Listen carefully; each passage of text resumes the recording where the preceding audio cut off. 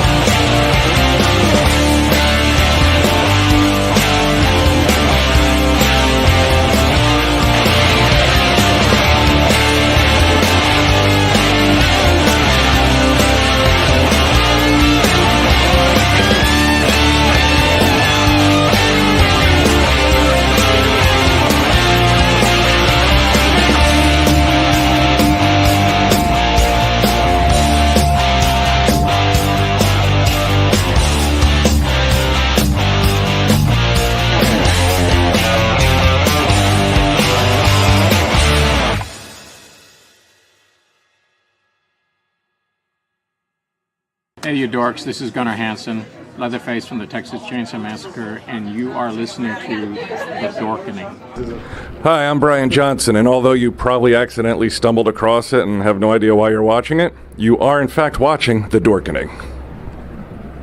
Hello, this is Tom Kenny, voice actor, the voice of the Ice King on Adventure Time, and SpongeBob SquarePants. Meow. Oh, Gary the Snail, too. Hey, guess what you're filling your eye holes and ear holes with?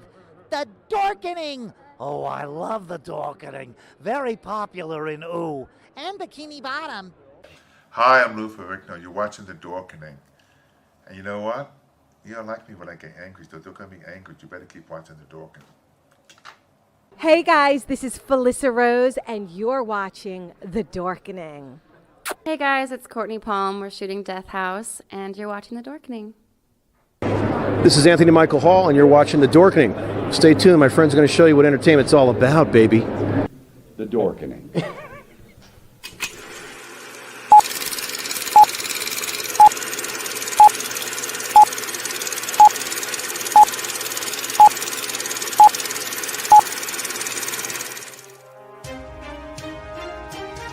The Dorkening and all affiliated shows are not intended for anyone under the age of 18. The following may contain discussions or scenes that have adult situations, graphic violence, nudity, strong sexual content, and graphic language. This show is intended for mature audiences only. Viewer discretion is advised.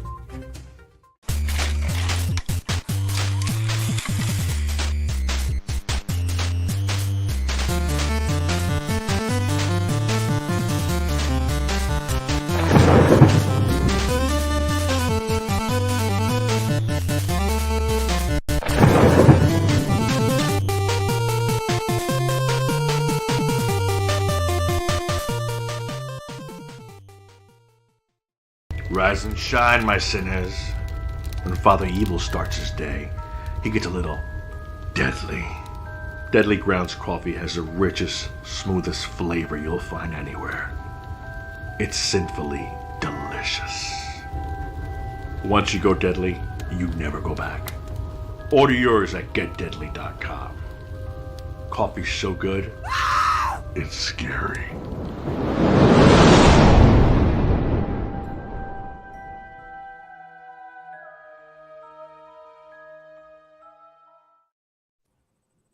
Hey, it's Wednesday, right? Is it Wednesday? Yeah, it's Wednesday. my name is Leo. I'm the monkey behind the keyboard here. It's we're gonna be talking about dorky shit, so it's gonna be fun. And whatever we say. Yo. Everybody. Sorry, I'm flustered. It happens. It does. Power from Brandon. Fucking marvelous, Leo. It's like, welcome to the Dorkening Wednesday show. Wait, is it Wednesday? Outstanding. I love you guys. It's been a day. It's been a day. Super Retro Steve. Yeah, it's been a day for all of us. It's been Wednesday, I guess. Yes. yeah. Most of the day it has been. Absolutely. There was a brief time when it was Tuesday. That was just weird. But yeah, I know. All you need is that black title card that says Wednesday, and then that droll. On second thought, it was Thursday. It was Thursday all along. Actually, real quick, speaking about so-and-so all along, I know we're gonna get into some other things, but I just opened up my inbox a little bit before this, and I got an alert from deadline.com. Aubrey Plaza is joining Agatha Coven of Chaos for Marvel's Disney Plus series. This must have been just announced because I didn't even see it. Well, like I said, I mean, apparently it was a few hours ago, but I don't sit in front of my computer just waiting for notifications to pour in. But as I was setting up for the podcast, the show tonight, I'm moving stuff around, making sure that if I share my screen, you guys can't see all the fucking weird shit in my inbox. That's my weird shit, not your weird shit. And lo and behold, there it was. Like, Aubrey Plaza is cast in that, which I hope ends up being good. She was really surprisingly very good in Legion on FX. I hope she gets a chance to stretch a little bit more, because the one thing I will say about Aubrey Plaza is, as much as I enjoy her and her droll delivery and performances most of the time, it is a little bit of the same thing pretty regularly. When I look back at her performance on Parks and Recreation, I'm like, oh, so they cast Aubrey Plaza in this to play Aubrey Plaza. Oh, got it. And yeah, the same for Parks and Recreation and Legion, but her roles are, very, I agree with you, Brandon, very droll and monotone, especially with Scott Pilgrim versus the World and the Child's Play reboot that she was in. I did not see the Child's Play reboot. I will take your word on that. I had no interest in that movie. I had less than zero interest. I liked her in Scott Pilgrim, though, personally. Yeah.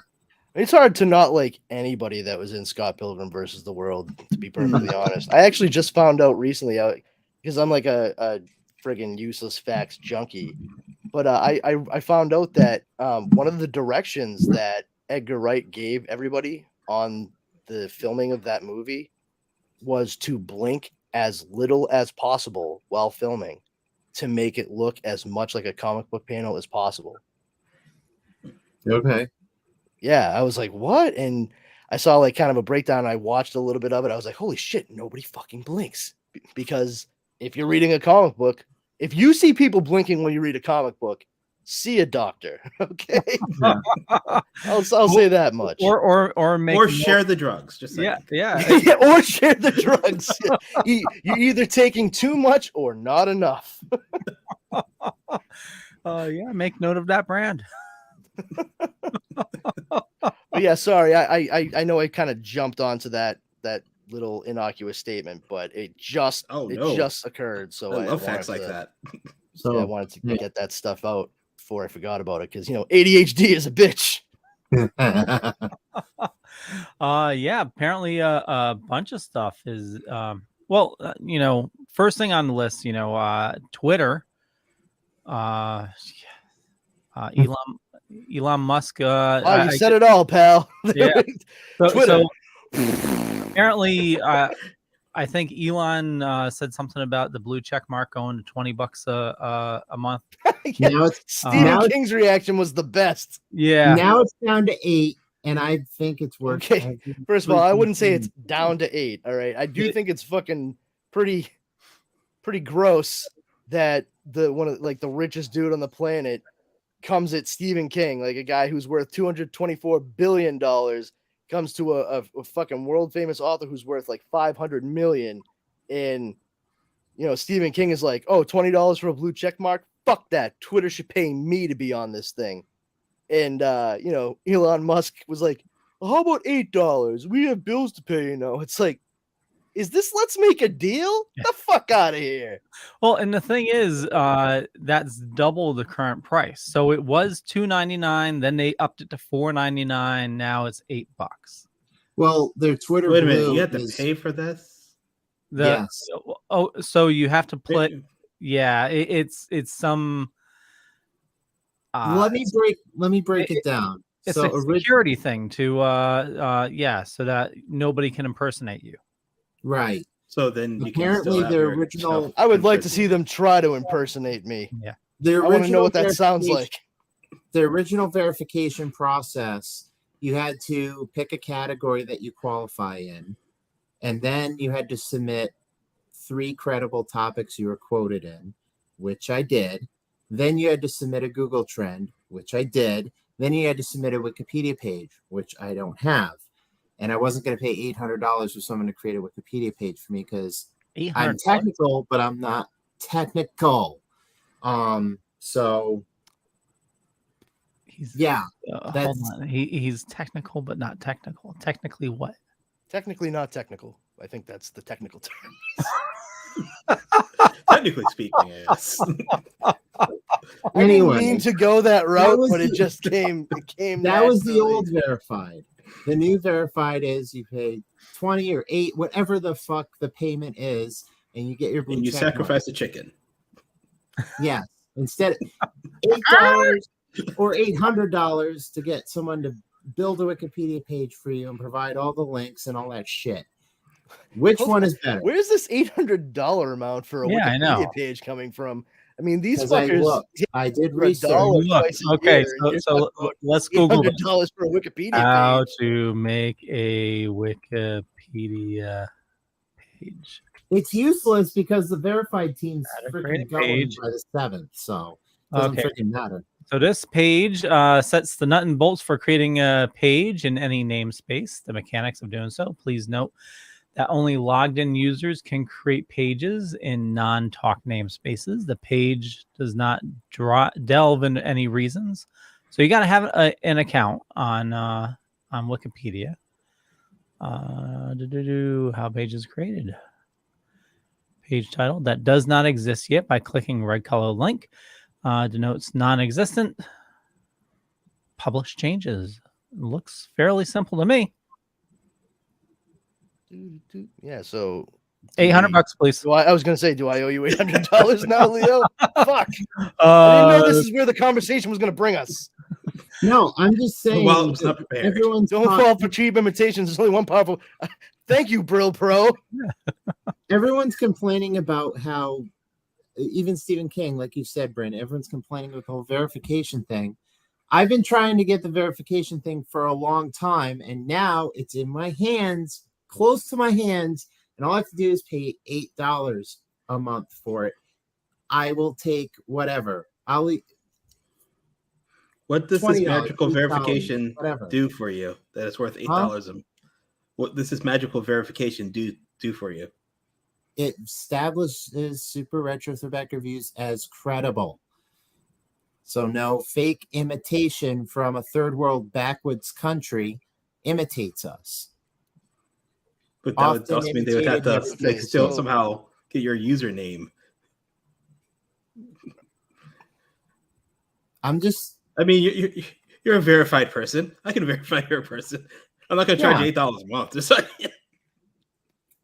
I've just been fighting for it for years. I meet their criteria except the Wikipedia page. It just sucks. What about the Yeah. follower or mention count? I'm looking at the requirements right now. If your account is detected to be in the top 0.05% follower or mention count for your geographic location, it may count towards notability evidence for certain categories. It seems like the obverse would be true too, right? So if you don't have a large follow count or mentions, then they're going to count that against you. So how large is your follower count? That, you know, you don't have to answer that. I'm just saying this seems to be a lot of criteria that they're looking at altogether to make sure that someone's verified.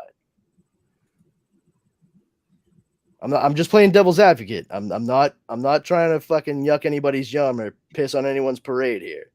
Just putting it all out there. It's fine. I stand my ground. I mean, my parade was already pissed on by Sammy earlier today because she was standing in behind the celebrities. Good for her. You know, I'm the devil's advocate with the celebrities. I understand where they're coming from because you're right. There is a con with this whole thing. The reason celebrities are pissed because people can imitate these celebrities now. They can pay $8 a month and someone can imitate Stephen King. Yeah, I mean, if anybody can pay to get a blue check mark, how do I put it? You ever seen the movie The Incredibles?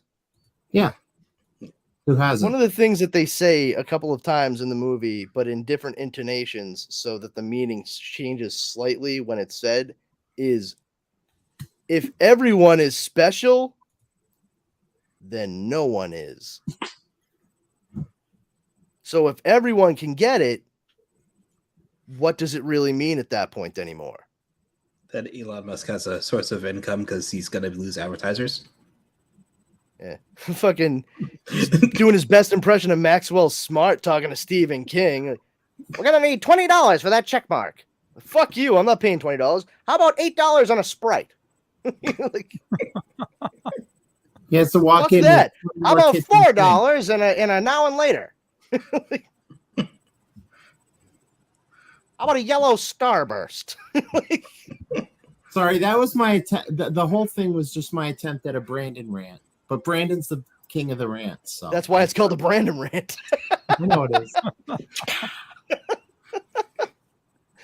Listen, I get it, Steve. And keep on plugging. Keep on plugging. I will say though, just be mindful of what the traffic is going to be like, because there are a lot of people that are trying to shift away. Like I've seen a number of people deleting their accounts and stuff. Like, I personally don't do a lot on Twitter, so like it's really no sweat off my back whatsoever. Same here. Yeah, I also don't like the high usage of the N-word since he's become owner. Yeah, I did read that, and that 500%. Yeah, I had a comment. Thank you, Brill Pro. I've worked very hard at it since I hit puberty. This message will self-destruct in 10 seconds. But I was reading that and then simultaneously saw a tweet from comic book writer Judd Winnick. He wrote Green Arrow. He did Exiles from Marvel. Did The Adventures of Barry Ween, Boy Genius. He was also in The Real World years and years ago. He won, I believe, an Eisner Award for his biographical comic about Pedro, who he was friends with from Real World, who was HIV positive and became an activist before he died. But he was just like, yeah, hey, here's a new social media site called oh my god, I can't even remember the fucking name of it now. But yeah, he was just like, here, check this out. Looks like it may be a place to go kind of deal. And I was like, oh, okay, I'll check that out. Why the fuck not? It seems like everybody's kind of trying to find a new thing. So, everybody just be mindful of what's going on and, pick and choose where you want to share your stuff. I mean, I think it's not necessarily a bad idea to, Tribal, that's what it is. TRIBEL, Tribal. If everybody's spreading out to all these different things, it's probably not a bad idea to have a presence on all these different things. Oh yeah. So that way, if you are trying to like spread, podcast information, stuff like that, you don't find yourself up against a brick wall. Yeah. I mean that, and like you're protecting your brand at that point. Oh yeah, for sure. And also, I mean, I am very, very disheartened by the blatant amount of racism that has been coming up all over Twitter now. Not impressed. Well, I mean, you know what? Let me rephrase. I am impressed. It is left quite an impression. Well, we know Twitter's been like a den of evil for the longest time, and I only use it for work. So like work, we have this social shares thing, and I don't see any negativity much on my Twitter, but I don't go on a ton. But for like work, I just use it for like sharing work articles, because I get like fake internet points for work, which is awesome. Sounds like whose line is it anyway? Yeah, exactly. The rules are made up, and so are the points. Well, so there's like a leaderboard, and you get like points for every share, and I'm number 43 in the company right now. So it doesn't mean anything, but no, I haven't seen any signs of racism at all. Well, it must go with like who you follow. Like I only follow like tech stuff, Yeah, I follow other podcasts because my Twitter is specifically to promote my podcast. That's it. That's where it starts. That's where it ends. Same with my Facebook. I don't do anything else on Facebook. Same with Instagram. That's all I do. I same here. I mean, I have my geeky stuff. I'm not on Twitter very often. All right. I follow my dork news. The most offensive thing that I see on my Twitter feed regularly is friggin' Snyder cultists, which I can't help but go in and maybe I'm following the wrong crowd. I can't help but go in and comment like you guys suck. You suck out loud. But the thing is, like, just because it's not showing up in our particular bubbles doesn't mean it's not happening en masse. Exactly. And therein lies the problem. I mean, it's being reported through and through, and that is fucking disturbing. I mean, I've already severely limited a lot of my activity on that app for years anyway. I'm okay with if I never used Twitter again for the rest of my life, I would fucking survive. I'd be okay, gang. Not a problem for me. So you're saying you would clip the wings? Easily. Yeah, I'll fucking do it right now while I'm talking to you. I don't give a flying fuck. No, I'm trying to make a joke here, and I was but mostly like when I first started, like I really got the account because a friend of mine, he does a lot of stuff with social media and a website he runs, and he was like, it would really help me if you could like and retweet some of my stuff. And I was like, sure, I'm a fucking nobody, but I will absolutely fucking spread the word as far as I can throw it. And I've just kind of stuck around, and I make sure to still do that for him when need be. And I've kind of dipped my toes in for sharing out on a separate account that I made for Comics Paradox, where I share out each week's new episode. Side note, follow them. Thank you for all 5 of the followers I have on Twitter. Well, you guys are the best. They're a good show, so you should follow them. I mean, that's what I've been telling them, but only 5 people have listened. They're the only ones that give a shit. I think 2 of the 5 are in this fucking show right now. But yeah, I mean, listen, it's a fucking cesspool, and we'll see how it all pans out. But quite frankly, I mean, you make your decisions based on certain criteria. I don't think I can continue on for much longer unless some kind of regulation is set up, because this whole like free for all hellscape, it's not going to work for anybody. It's just going to end up becoming fucking hate fest 22. It'll crash and burn, Speaking of and this could be a private company. Oh, so what's that? With the data? it's a private company now. So what is he going to do with that data? Oh, he's gonna sell it to every fucking third party imaginable. Because quote, they have bills to pay, said the richest man in the world. Yep. He's gonna squeeze it like an orange, just get every drop of money out of it as he can before it like crashes and burns. I didn't realize it turned into a private company until I jumped onto Robinhood and tried to buy stock on Twitter. And Well, then it's always been a private company. Not until they pulled the stock off of it like a week ago. Yeah, it was publicly traded until he walked in with the kitchen sink. Yeah, but to change the merely subject, because he was going to get he was going to lose that lawsuit if he didn't. Oh yeah, for sure. Without a doubt.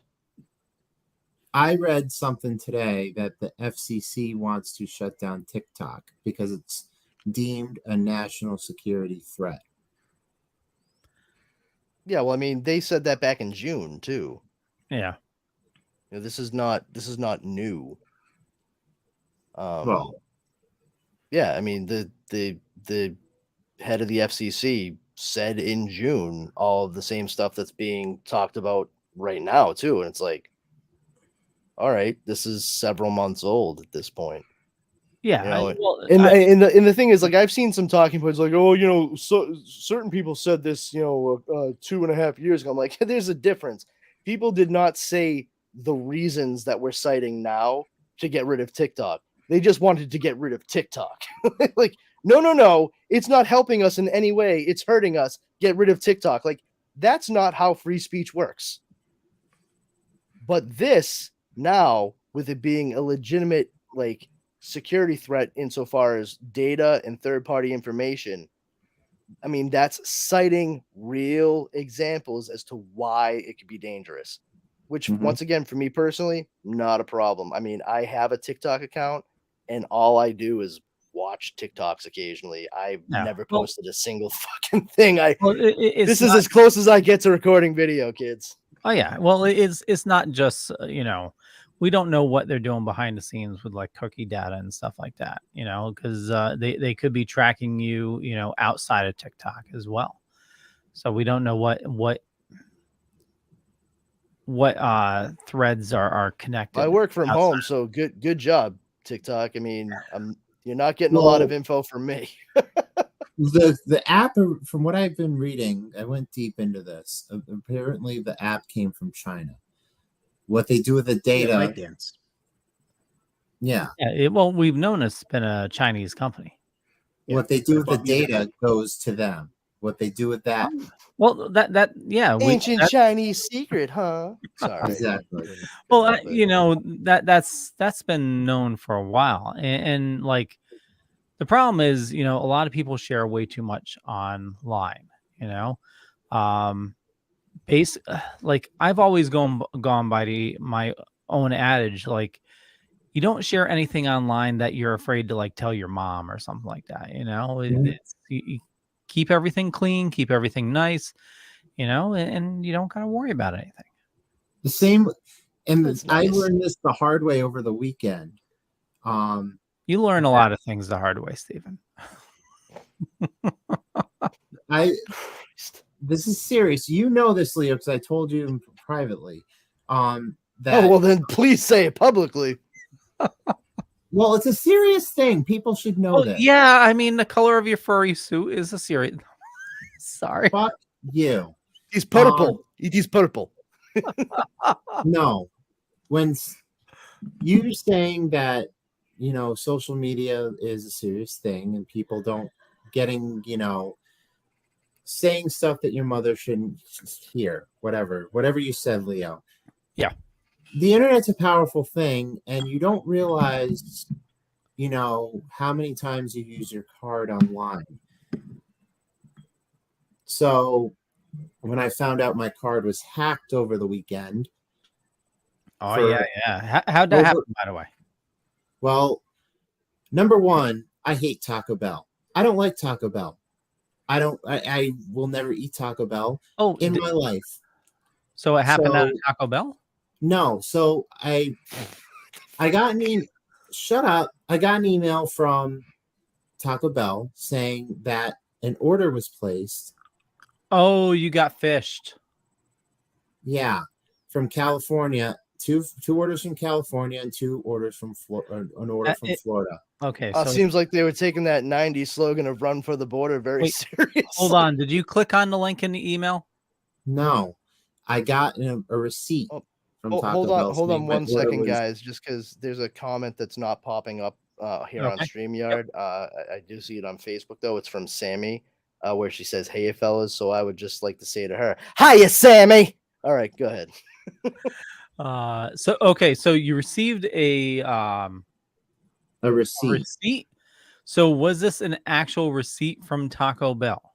Yes, someone used my card to buy. Either they were high or they were whatever. They were at Taco Bell. They were high, dude. Yeah. Okay. So did you go into your bank account and see the charge for Taco Bell? Yes, I did. You did. And I shut my card down. And for the record, this is a serious thing. Do not, if you want to use your card online, make sure you only use it one time. Don't save it online. Don't do that. Just one and done it, because you don't know who's gonna hack the shit out of your card. All right, Don't so I even mean, so somebody got virtual your cards. information and they used it to buy Taco Bell. That's Yeah. okay. So they used it to buy a Taco Bell to see if they could get away with using the card. But I got the How jump much on was it. how much was the charge for? Combining all 3 locations, $80 total. And I only so hit they went from $50 in place my to place, account. making sure that it would still work. And then they were planning on probably going to Walmart and buying a fucking television or something. Yeah, but before they could go buy a fucking Rolex, I shut the card down on these assholes. Credit card or debit card? Debit card. And what's your PIN number? No, I'm just kidding.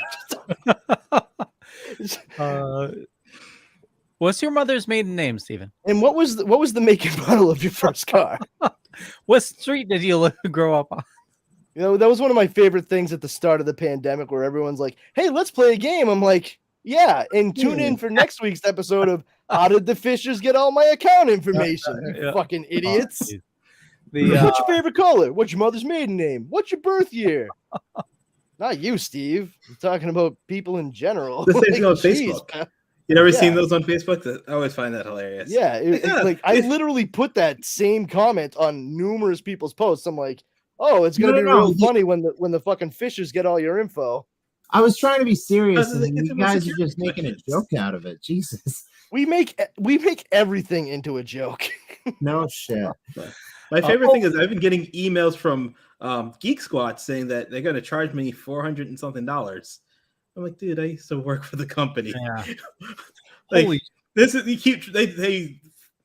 they're tenacious. They keep trying to send that same goddamn email. Like, Oh, and then yeah. I'm like, oh no. Oh shit. I got hit by, well, I didn't partake, but there was a new scam that approached me actually over the weekend. Somebody Venmo'd me $75. And it was like Vermont something. Thanks for the $75, dickhead. No. So here's the scam. It's very similar to like the sending you like a It's like a chargeback one. yeah, the chargeback one. So they sent me $75, and it was some like Vermont Democratic thing or whatever. So I didn't log in, but I got the receipt from Venmo, $75. Then next day they're like, "We accidentally sent you $75. Can you send us that back, please?" And I didn't respond to it. Basically, fuck you. But normally you would send them back to 75. They cancel, and the next day after that, I received a alert: the $75 has been canceled. So you're sending them 75, and then they're canceling it, and then keeping their original 75. Yeah, So you're So the they one get- that's losing $75. Yeah. So technically, you both were exchanging kickbacks. Kickbacks? How are those kickbacks? Very confused. So you said you got something from a Vermont primary for $75, and then you kicked it back to them. So they No. I didn't acknowledge the money transfer. It was a at all. chargeback scam. Yeah, Yeah, it was a chargeback So scam. it was a scam to try to get $75 out of him. Oops, can you refund that back to me? Yeah. And then they would cancel the previous 75 that they sent him, but then he's out $75 and they're out nothing. Because he would have sent the 75 back to them that they accidentally sent to him. If I was a nice person, which I'm a nice person, but like, If you say so. I wasn't born yesterday. I might have been born at night, but it sure as fuck wasn't last night. Like my previous work was in IT, so I know there's there's a lot of scams. It's my brother actually, that's how somebody what the hell is it, embezzlement? I don't know. What's the story you're about to tell? Yeah, he a lot of things. He had this woman that worked for him, and she would pay for a part, but she'd overpay for it and then ask them to send the difference back, and then she'd pocket the difference that came back. Yeah, that's embezzlement. Yeah, it's embezzlement. Correct. Yep. As fun as this line of conversation is, how about some dorky shit? Yeah, how about the fucking reason people tune in? I know, like that out there just for funsies. Yeah, we started off like, hey, fun fact about Aubrey Plaza being cast, and now here's some depressing shit about Twitter and fucking scams online. Yeah, welcome to the Dorkening. I know. Sandman renewed for season 2. I know, and Netflix was smart to do so because that was a phenomenal season that they made, and so fucking accurate that it was frightening, like compared to the books. Yeah, totally.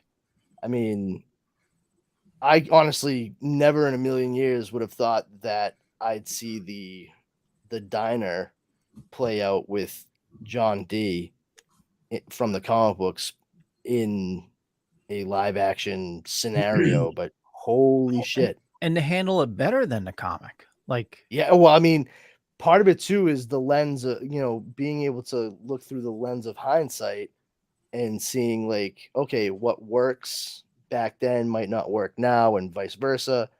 And being as inclusive as possible while also being repulsive. And honestly, the serial convention in the comic books, it's such a passing thing with the Corinthian, and to make it like a focal point of this season was brilliant. I never saw it coming. I thought when it became apparent they were moving in that direction, I was like, I don't know about this. Like, that seems a bit much.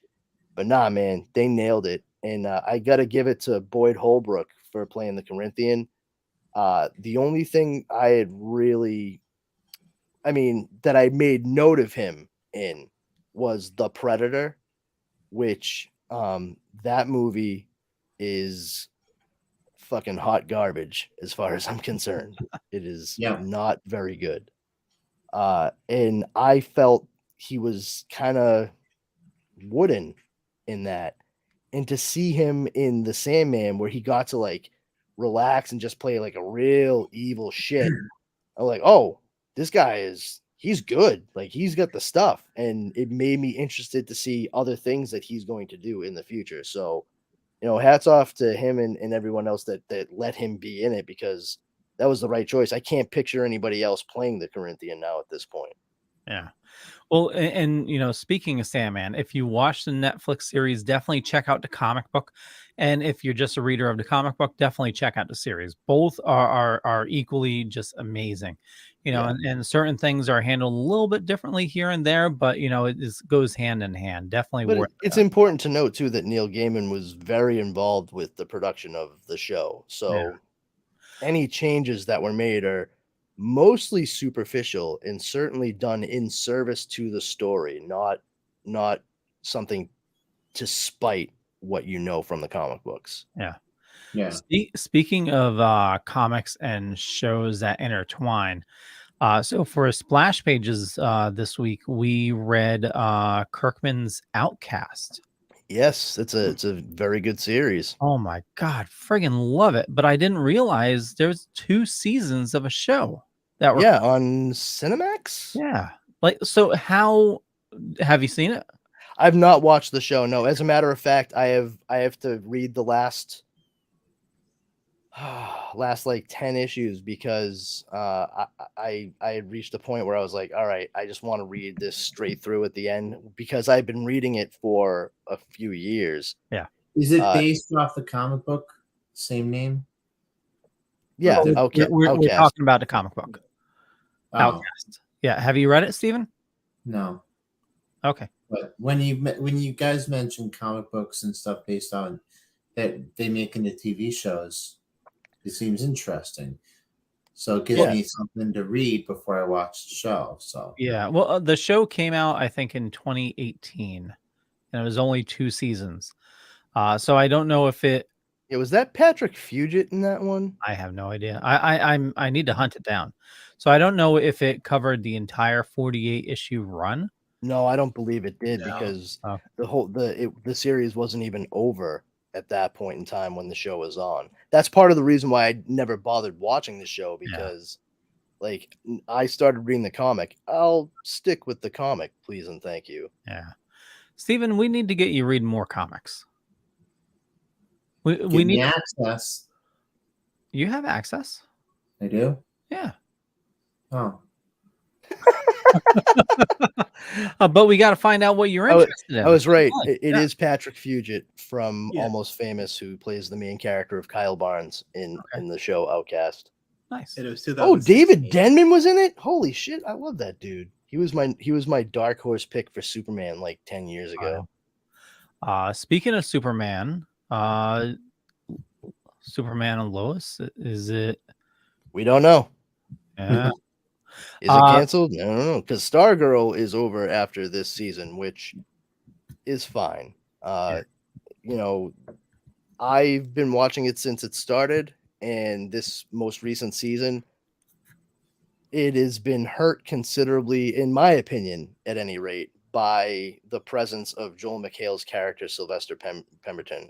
And that's not a comment on Joel McHale at all. It's a comment on the writers, the people who crafted the story. His presence, it is not helpful. It is I don't think it's very productive. It's distracting from the story that we've been watching up until the point that this has been taking place. And I've found that this season trying to get through episodes has felt more like a chore than anything else. The other 2 seasons, my wife Dara and I would watch it every week without fail. Right now, we're just kind of like, we'll get to it. I think we're like 3 episodes behind because we just keep putting it off. Yeah. Well, there's a piece of movie news that I came across before we went live, and I put it in the group chat. I don't know if anyone's seen Terrifier 2 yet. I think there's only one person in the chat that's seen it. I haven't seen it yet, but from what I've been hearing, a lot of people have been walking out of theater vomiting and stuff. But not the reason why I'm mentioning it. The reason I'm mentioning it is apparently it's being submitted for Oscar consideration. Yeah, I mean, sure. I've seen a lot of that same stuff too, and I haven't seen it yet, and now it gives me a reason to watch it now even more because I like the first one. I'm more I supported the Kickstarter for the second one, and I want to see the second one. I haven't seen the second one yet. I'm curious to see why they're pushing for an Oscar consideration. So, because why not? It's good for publicity. Yeah. Yep. Exactly. Yeah. I mean, it won't get an Oscar nomination. No. But but that's the thing. That here's the thing about that. It won't, and there's going to be a really weird semi-social media push for it to be. You're going to probably see a lot of hashtag for your consideration shit in regards to it. And listen. That's not to discount the talent and work of everybody involved with the movie. But I mean, let's be realistic. It's not going to get an Oscar, let alone a nomination. And people should really manage their expectations on that. But I think we all know that there are going to be a lot of people, just based on right now, that'll likely be very bent out of shape when it doesn't happen. And that is just absolutely foolish as far as I'm concerned. Yeah. I agree 100%. You know, listen, if you like a thing, that's awesome. That's fucking phenomenal. But like, just because you like a thing doesn't mean it's actually like the best thing. Mm-hmm. You know, there's plenty of stuff that I love that I know is not fucking great. Like, I love the movie Zapped from the 80s starring Scott Baio. It's not a good movie, guys, but I fucking love it. Oh, yeah, Steve, I saw you finally watched it. Yes. How did you know? Were you stalking me? How did you know I finally saw it? Oh, I get reports. Wonderful. Yes, we did it because you requested it on Patreon, and it's going to be out in December for our throwback movie review. Yeah, it's a fun movie. It really is. It is. It's a fun movie, but like, it's not fucking high art. You know, it's not great cinema. No, but it's 80s goofiness. You know, my co-host when we did the review for it called it high school version of Charles in Charge. I would call it the Porky's version of Carrie, but you do you. Steve's like, fuck. Yeah, fuck. Because we just recorded the review. He's like, hold on, let me re-record that shit. Yeah, like, oh, maybe I should have conferred with Brandon for 5 minutes before this. Speaking of the Porky's version, so a lot of bad reviews are coming out of for Gotham Knights. Is that the video game? Yeah. Okay. I mean, when you cap your game at 30 frames per second, I mean, yeah. I don't have a horse in this race, so I'll step back. You spend a bunch of money on a console that's supposed to be able to do higher frame rates. Yeah. And they cap it at 30. Well, here's the thing: the reviews I was seeing, even though it's capped at 30, apparently, what is it? Ray tracing is turned on, and you can't turn it off. And apparently, like, it even stutters on a PS5. So it must play terribly on like a PS4. You know, if that's the case. But also, from PS4, get with the times, you Luddites. I mean, has anyone? Hold on, I'm not done yet. Did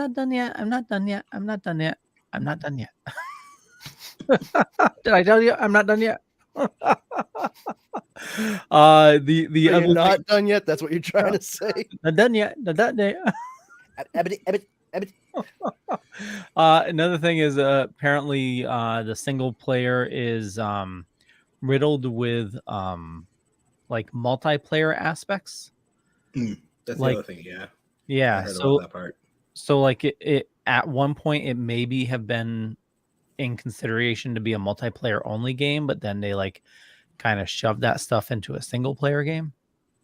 But didn't think about getting the multiplayer elements out. Yeah. Makes it more difficult. Yeah. Yeah. I'm sure, it has a good company behind it. Same company that made the other Batman games. So I'm sure they'll probably do some updates in the months to come and, make it better. Hopefully. I'm sure they will, but yeah. Like your release should be smooth. Yep. At least smoother than that. Think Cyberpunk. Like I'm sure that game's gotten like a crap ton of updates, but like you've already left a sour taste in people's mouth, and you've already created this like bad word of mouth for your game. So damage was done at day one with that game. Yeah. I'll tell you what doesn't leave a sour taste in my mouth. Whenever I cold brew Death by Chocolate Coffee by Deadly Grounds. Ooh. Man, that stuff is so fucking good. I drank a glass of it right before this show, so I'm ready to start seeing colors I never fucking knew existed within the next 10 minutes. Sounds like you're putting something else in that coffee, Brandon. That's none of your fucking business, Leo. Stay out of my affairs. Leo, right before you unabridedly cut me off. No. Let's get that right. You tried to cut me off because I was not done yet. Boys, you both cut each other off. You talked about the frame rate of Gotham Knights. Has Leo and Yo-Yo has anyone talked about has there been any issues with the new Call of Duty game frame rate?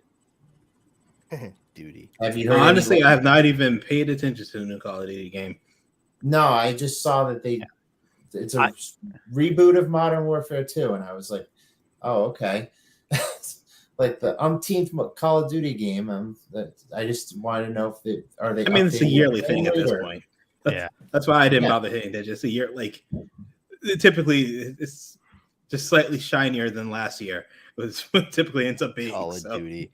Like, I'm not a Call of Duty person. I've seen the movie War Games and I've read Ender's Game. I'm good. I know what you're up to. You're gonna I'm not a me Call into of Duty killing person. enemies. I just saw the commercial for it, but I was just curious because you guys were talking about frame rates, and that was the only new game I could think of.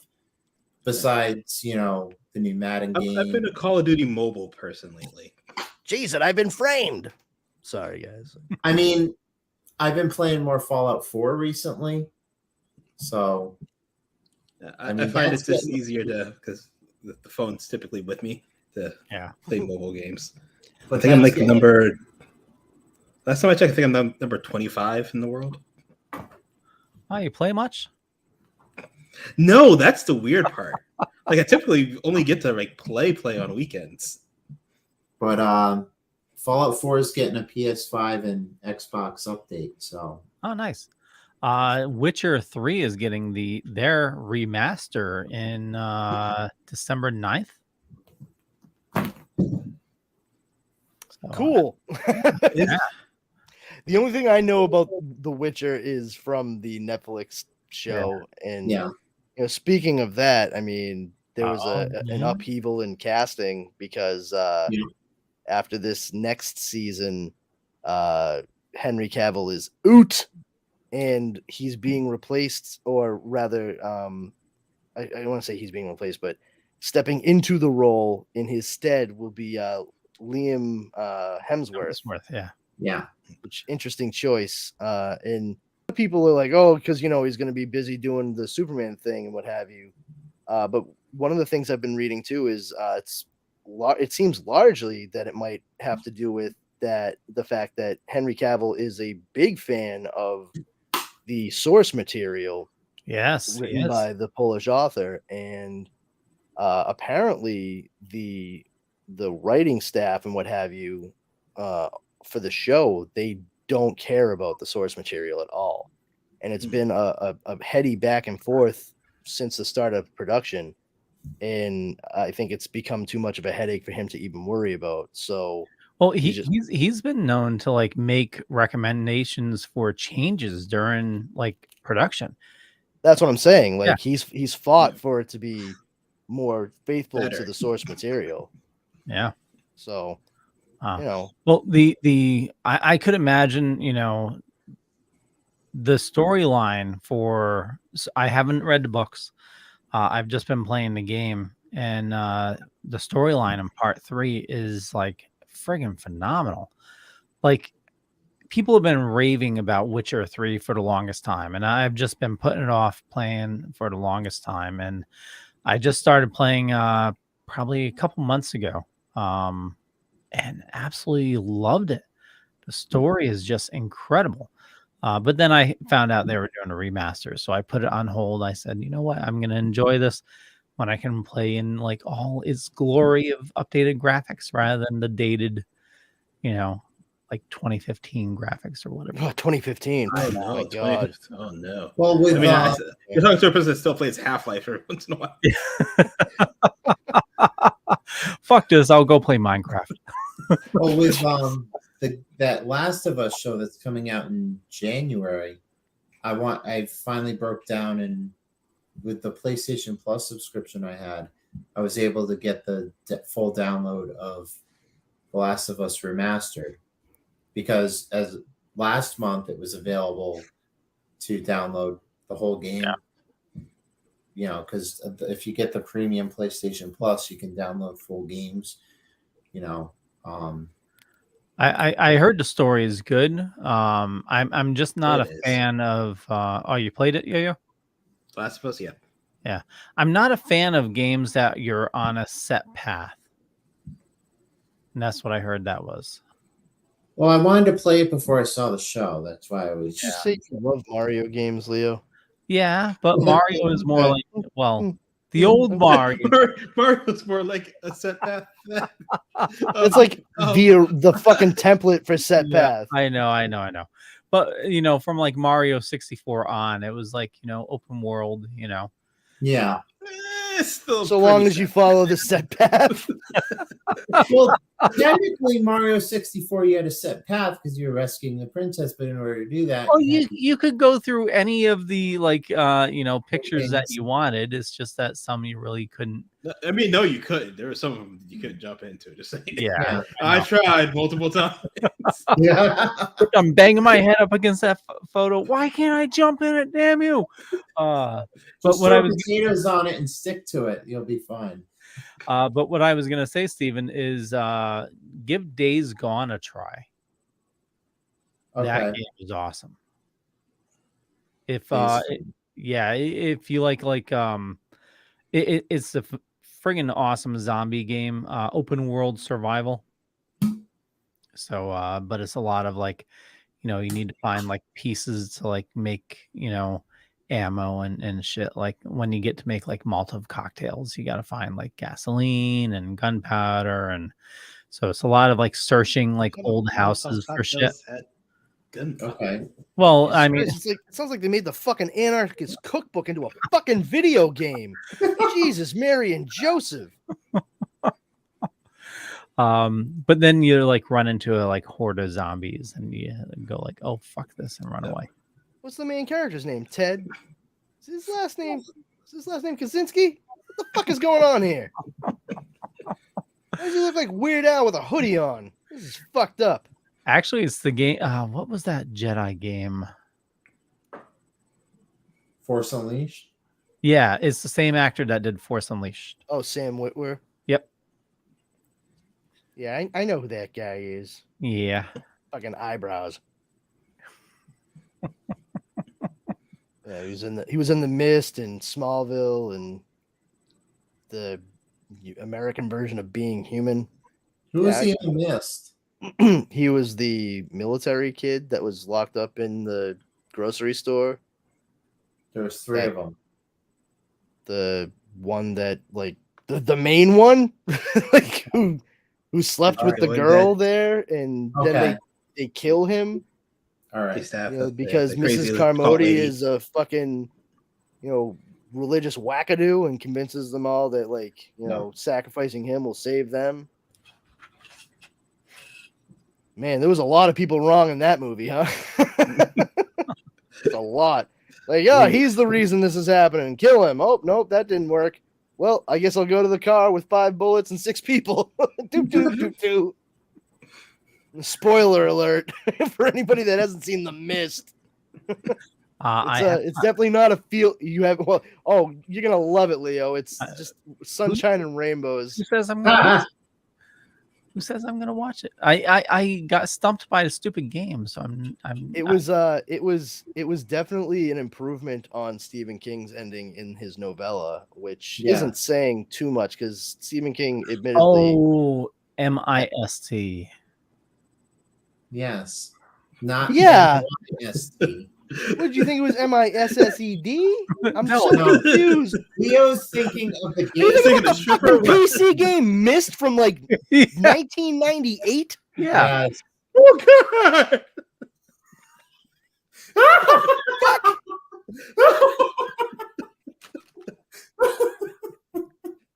My brain hurts.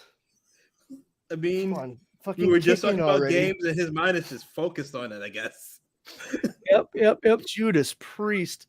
I even could picture the cover. And I remember trying to play that game, and I couldn't get past the first but the Stephen King part didn't get.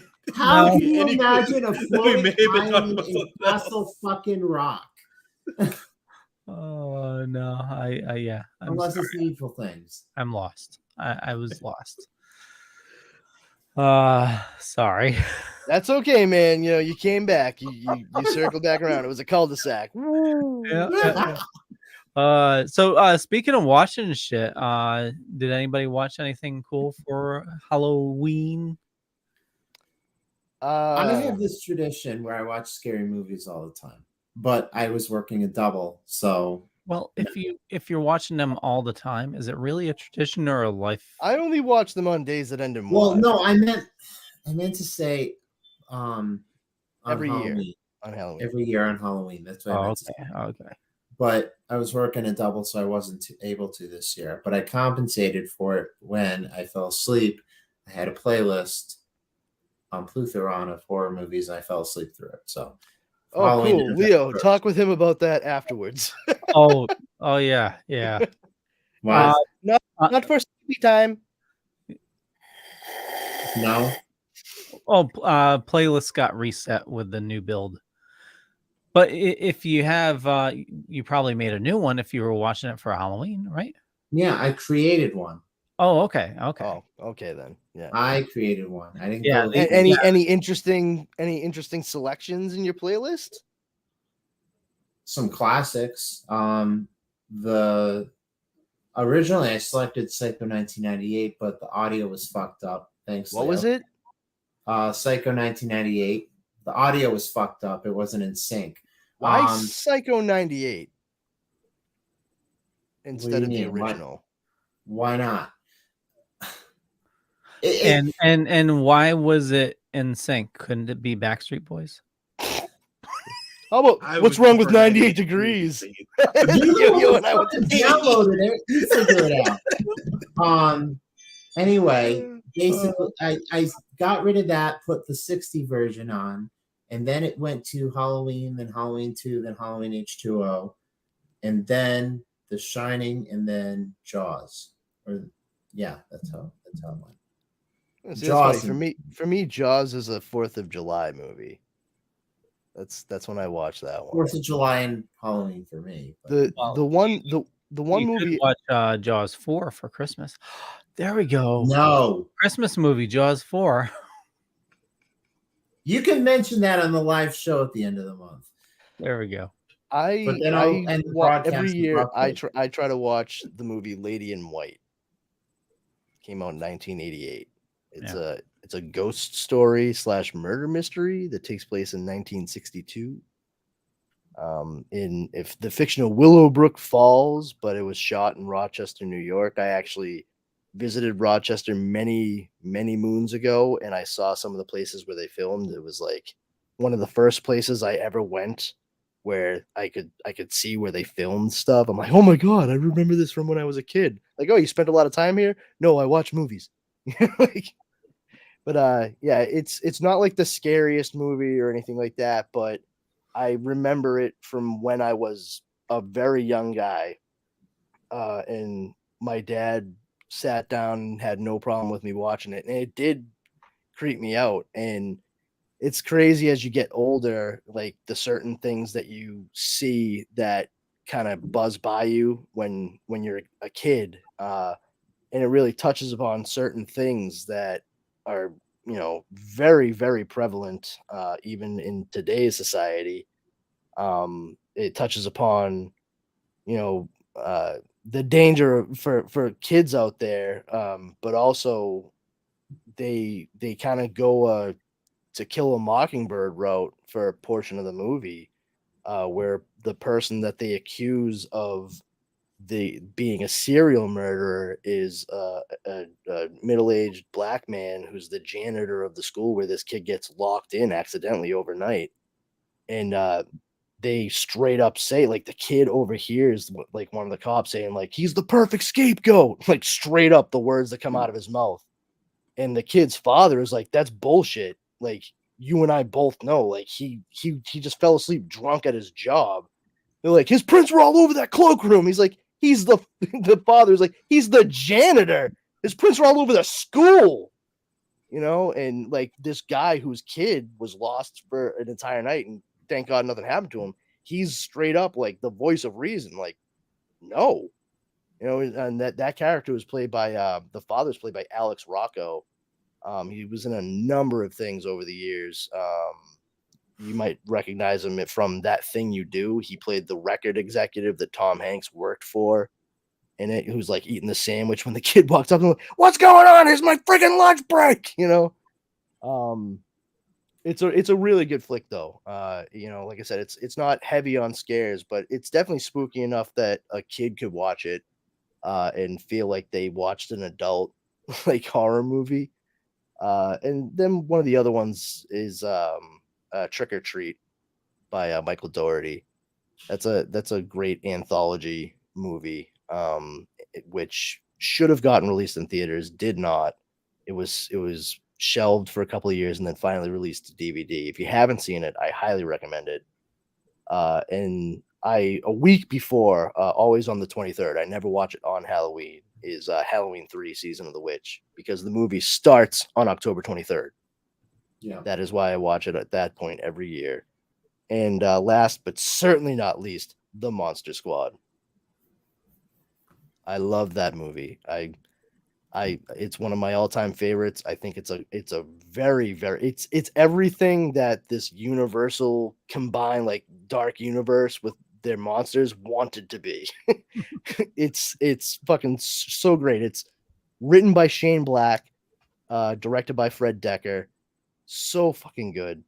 And if you don't agree with me, I will fight you. I will die on that hill. You've seen Wolfman's Got Nards, right? Oh, of course. Okay. Of course. Yeah. Yeah. What? It's a really good documentary. Yeah. I actually saw something recently with the kid who played Horace. Really? Like he was in something else, and I was like, holy shit, it's Horace from the Monster Squad. What the hell was it? I don't know. I watched it with there. What's that? I thought he passed away. He did. It was when he was still a kid. Yeah. Speaking of actors and actresses that have I was not done yet. Nice. No, I was just gonna say what we watched. We watched. We tried. We're like 5 episodes in this new Netflix show, 28 Days. Later. No. It's a paranormal show. It's where they studied like the Warrens, like logbooks, and apparently staying at a location for 20 days like really puts you in sync with the entities that are there. And it covers 3 locations, and I was interested because one of the locations is Preston, Connecticut, Captain Grant's Inn. Oh, okay. Yeah, so that part's kind of cool, but yeah, it's a tough watch. So we then moved to the new, what is it? Robert Stack used to Unsolved Mysteries. Unsolved Mysteries. Yeah. So we watched a couple episodes of that. Unsolved Mysteries is awesome. Oh, by the way, it was the pilot episode of Quantum Leap that the kid who played Horace in Monster Squad was in. Sorry. The original Quantum Leap? Yeah, the original Quantum. Okay. No, the fucking new one. Even though you literally just said, "Isn't he dead?" And Discovery Channel has a new shock doc about I think it's Flight 401 or something like that. It's an airplane that crashed in the Everglades, and I heard about that. Yeah, and how they like used parts of the plane for like repairs on other planes, and those other planes started having paranormal activity. Mm-hmm. Yeah. I would ask, why the hell would you use parts of a plane that crashed to fix other planes?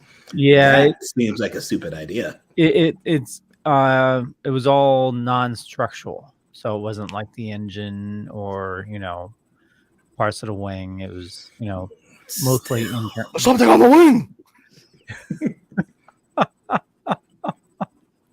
Twilight Zone is a fun movie. Yeah, it is.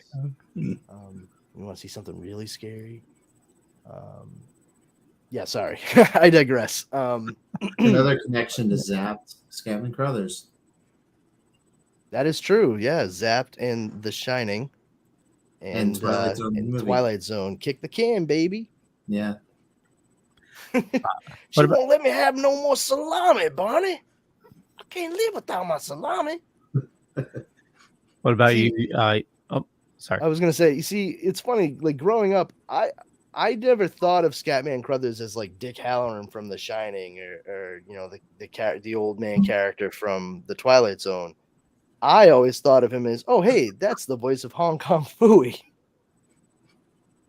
Anybody? No, nobody hear Hong Kong Phooey? I was waiting for vaguely Leo to remember say Jazz from Transformers. Jazz from Transformers. Okay. Yeah, Really, that stumped the fuck out of Leo. Holy shit! No, I know who Jazz is. I didn't know his voice actor. Pretty much the only voice actor I know is like Frank Welker and Peter Cullen. Yeah, And, Jazz from Transformers was Scatman Crothers. Okay. Yeah, Well, but now you know. yeah, Hong Kong Phooey. He was the mild-mannered Canator Penry at the police station, and he would jump into a filing cabinet and come out wearing a fucking oh my god, I can't remember the term for it, but you know, karate get up, and you'd be crime fighter Hong Kong Phooey. A gi. Thank you. You come out wearing a gi and be like, all right, let's go fight some crime. It's like solid, man. Fucking, I love that shit. My favorite thing in the world, they'd show it on USA Network, and I'd ask my dad to make me ramen oodles and noodles. Like, this is my shit right now. 5-year-old Brandon zeroed in like a fucking laser. Well, speaking of The Shining, what I was trying to say earlier before Luke cut me off again, actors returning and stuff. I saw an article of Shelley Duvall returning to acting after 20 years of hiding. She's gonna do Popeye 2. Nope. One might argue that nobody should have done Popeye 1. I hate that fucking movie. I love Robin Williams, and I hate that love fucking movie. Popeye. I love What? She's gonna be in a werewolf movie. Werewolf movie. Werewolf. It's a Young Frankenstein joke. I got werewolf, their wolf, their castle. Why are you talking like that? I thought you wanted to talk like that. Oh, love it. So Yo-Yo, you watch anything for Halloween? So I went on Netflix initially thinking I'm going to watch something scary because it's Halloween. Ended up watching Love is Blind, which was a different kind of scary. So, yeah. Love is Blind. I don't even know what that is. It's one of those stupid reality dating shows. Oh. Yep, that does sound frightening. Yep. I get it. The Forest Hills is the name of the movie that Shelley Duvall is going to be in. Yeah. Cool. Does she play Olive Oil? Yeah, she plays Olive Oil in a completely non-Popeye related werewolf movie. At least it's a horror movie, and Kubrick won't be there to torture her. Popeye, help me. Good thing I brought along me spinach. You see how that pans out in a werewolf horror movie. Just rips Popeye's throat out. I don't know if anybody watches it, but Acapulco's back. I didn't. I Acapulco wasn't aware Gold? that it. I wasn't aware that it stopped being a country. Is that on Apple? Yes. Oh, it is. If you're a fan of Ted Lasso, definitely check it out. Really? I mean, I did watch Loot with my wife on Apple, and that was. It's better than Loot. So much better. Well, hey, hold on, pal. Loot's All right. good. No, don't get me wrong. Loot's good, but Acapulco,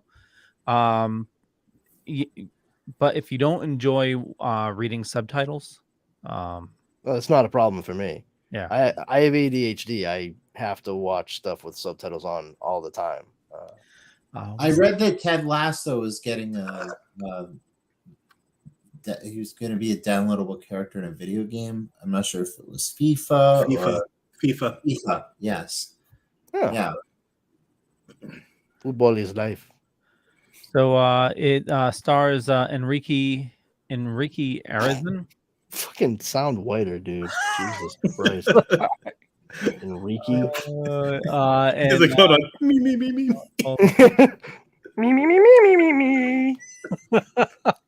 Yeah, Enrique. Hold on. Who's the actor? Enrique Arizon. Eugenio Derbez. Fernando Carza. Jessica Collins. Funny thing about the name Jessica. Did you know that Shakespeare created it? That one's for free. Eugenio Derbez. I said that already. Eugenio Derbez. Yes.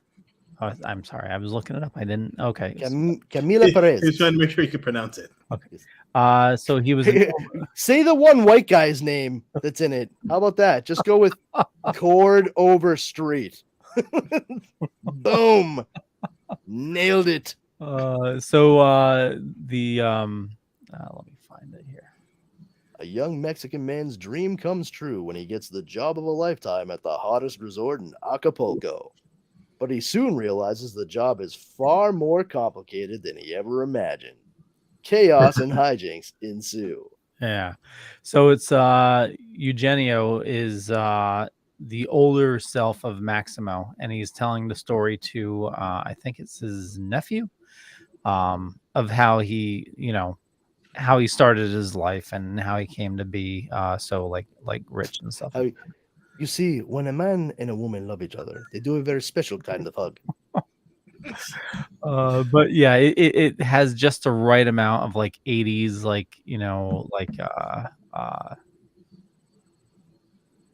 very hard to not do an impression of Ricardo Montalban.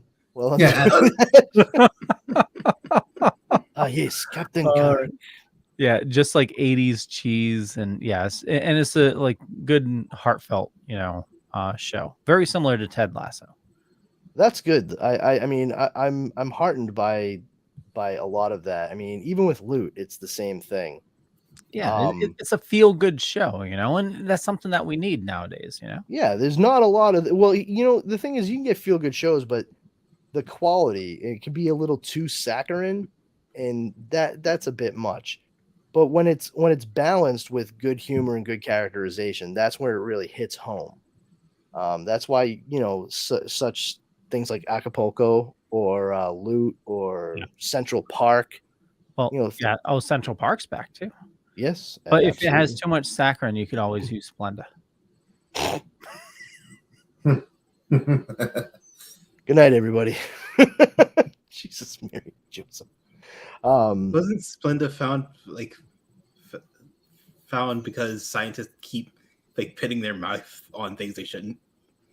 Like the guy licked his hands after an experiment without cleaning them. Asked, did anybody see The Simpsons Treehouse of Horror on Sunday? I Yes, did I watch did.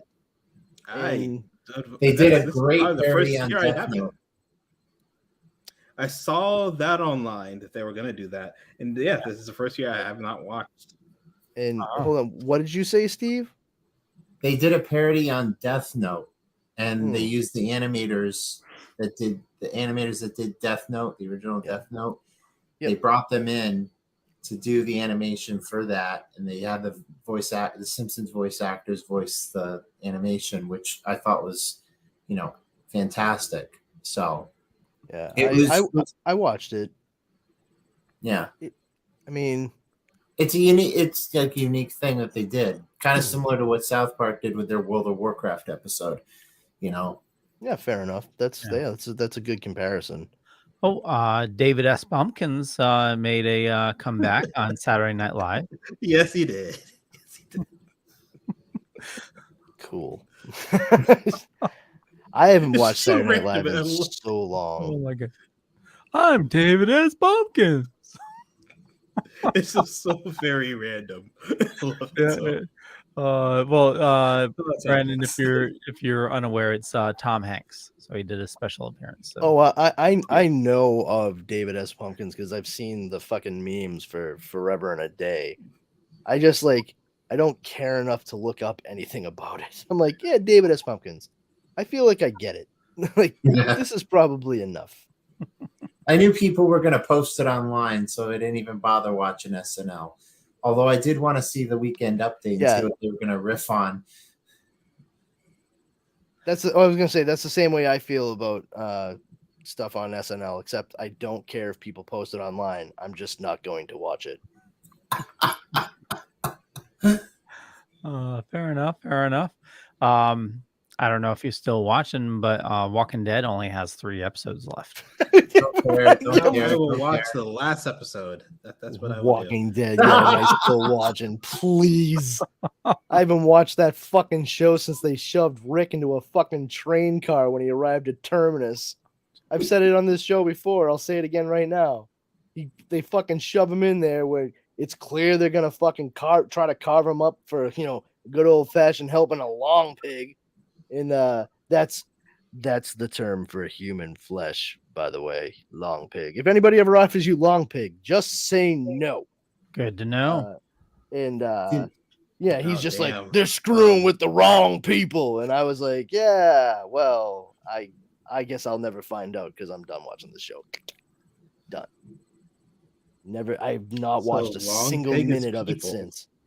Well, because I was What's that? What's that, Yo-Yo? So long pig is people? Yep. Long pig. If you ever hear anybody reference long pig, that is human flesh. That is human meat. Okay. Good to know. Your reaction is making me think that somebody offered you long pig before, Yo-Yo, and No, I wouldn't see how. Okay. Wait, hold on. Even if it tastes delicious, you should. How would you know if it tastes delicious unless you actually tried it? I mean, hypothetically, actually, I gotta go.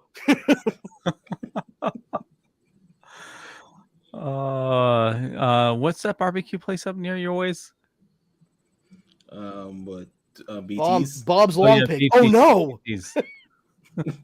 Yeah, does BT's have something new on the menu?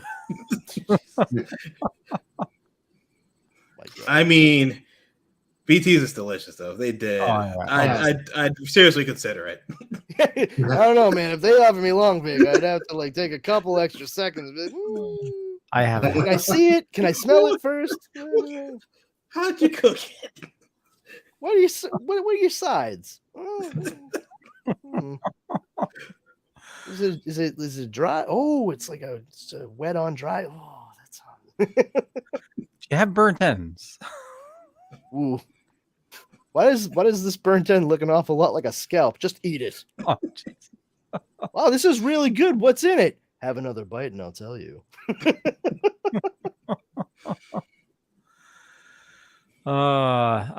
So the only other thing I have is as you know, I'm a glutton for punishment.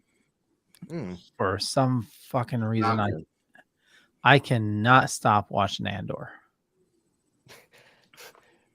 Exact opposite problem I have. I could and did stop watching it right away. I never watched it. So I didn't even make an attempt. I would recommend to watch it. Maybe wait till its run is done. The character. I think that's what I'm gonna do. Honestly, is wait till the season or whatever is complete and just binge it. I mean, it has really good character development. There's very little action, but it's You're not really selling it. Just saying. I know. Yeah, so if you're really into watching the backstory of a guy who you absolutely know is going to die on a planetary explosion in a movie that comes up later in the future of the story, prime stuff. Yep. I mean, I read somewhere today where, people were saying, "Oh, episode 9 is where things pick up." I'm like, okay. No. Episode 9. I gotta wait 9 episodes in the series. No, episode 9. It does not pick it up. It's still it's very drawn out. I I mean, the one thing is the Imperial officer that lost his job is now got a promotion after his uncle got him a job. Got him a new job. His mother's still berating him about how he's combing his hair and dressing and while he's eating cereal. Wow, that sounds riveting. This episode though, she's like talking about him drowning her out, and he slurps his milk while she does it. You know, to signify that he is drowning her out. Wow. Yeah. That's fucking harrowing. But Andor is still in jail, and you can sense a revolt is about to happen. He's a criminal and or rebel. Heyo, Johnny. Yeah. It's a pretty unique jail. I mean, it's very few guards, but when they flick a switch, like the guards have like heavy rubber boots, and the floor is electrified. Like one person committed suicide by just like stepping out of his cell, you know, during the night because they just electrified floors, so they can't go anywhere. So it's kind of similar to the prison in Face Off, but even though that was an electromagnetic field. Well, they said the prison is a big callback to THX 118. 118, yeah. Yeah. 1138. THX 1138. Yeah. Good job, Lucas fans. So if you get a chance, you know, maybe give it a try after it's done. Yeah. I mean, or just like or not living your life, whatever.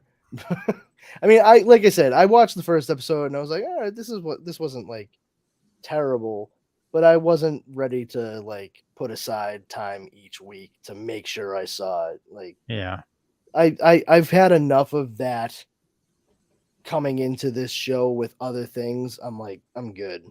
especially after like Obi-Wan and the Book of Boba Fett. Like, yeah, okay, you know what? Just because you guys make Star Wars stuff doesn't mean you needed to make Star Wars stuff. That's just my view of it.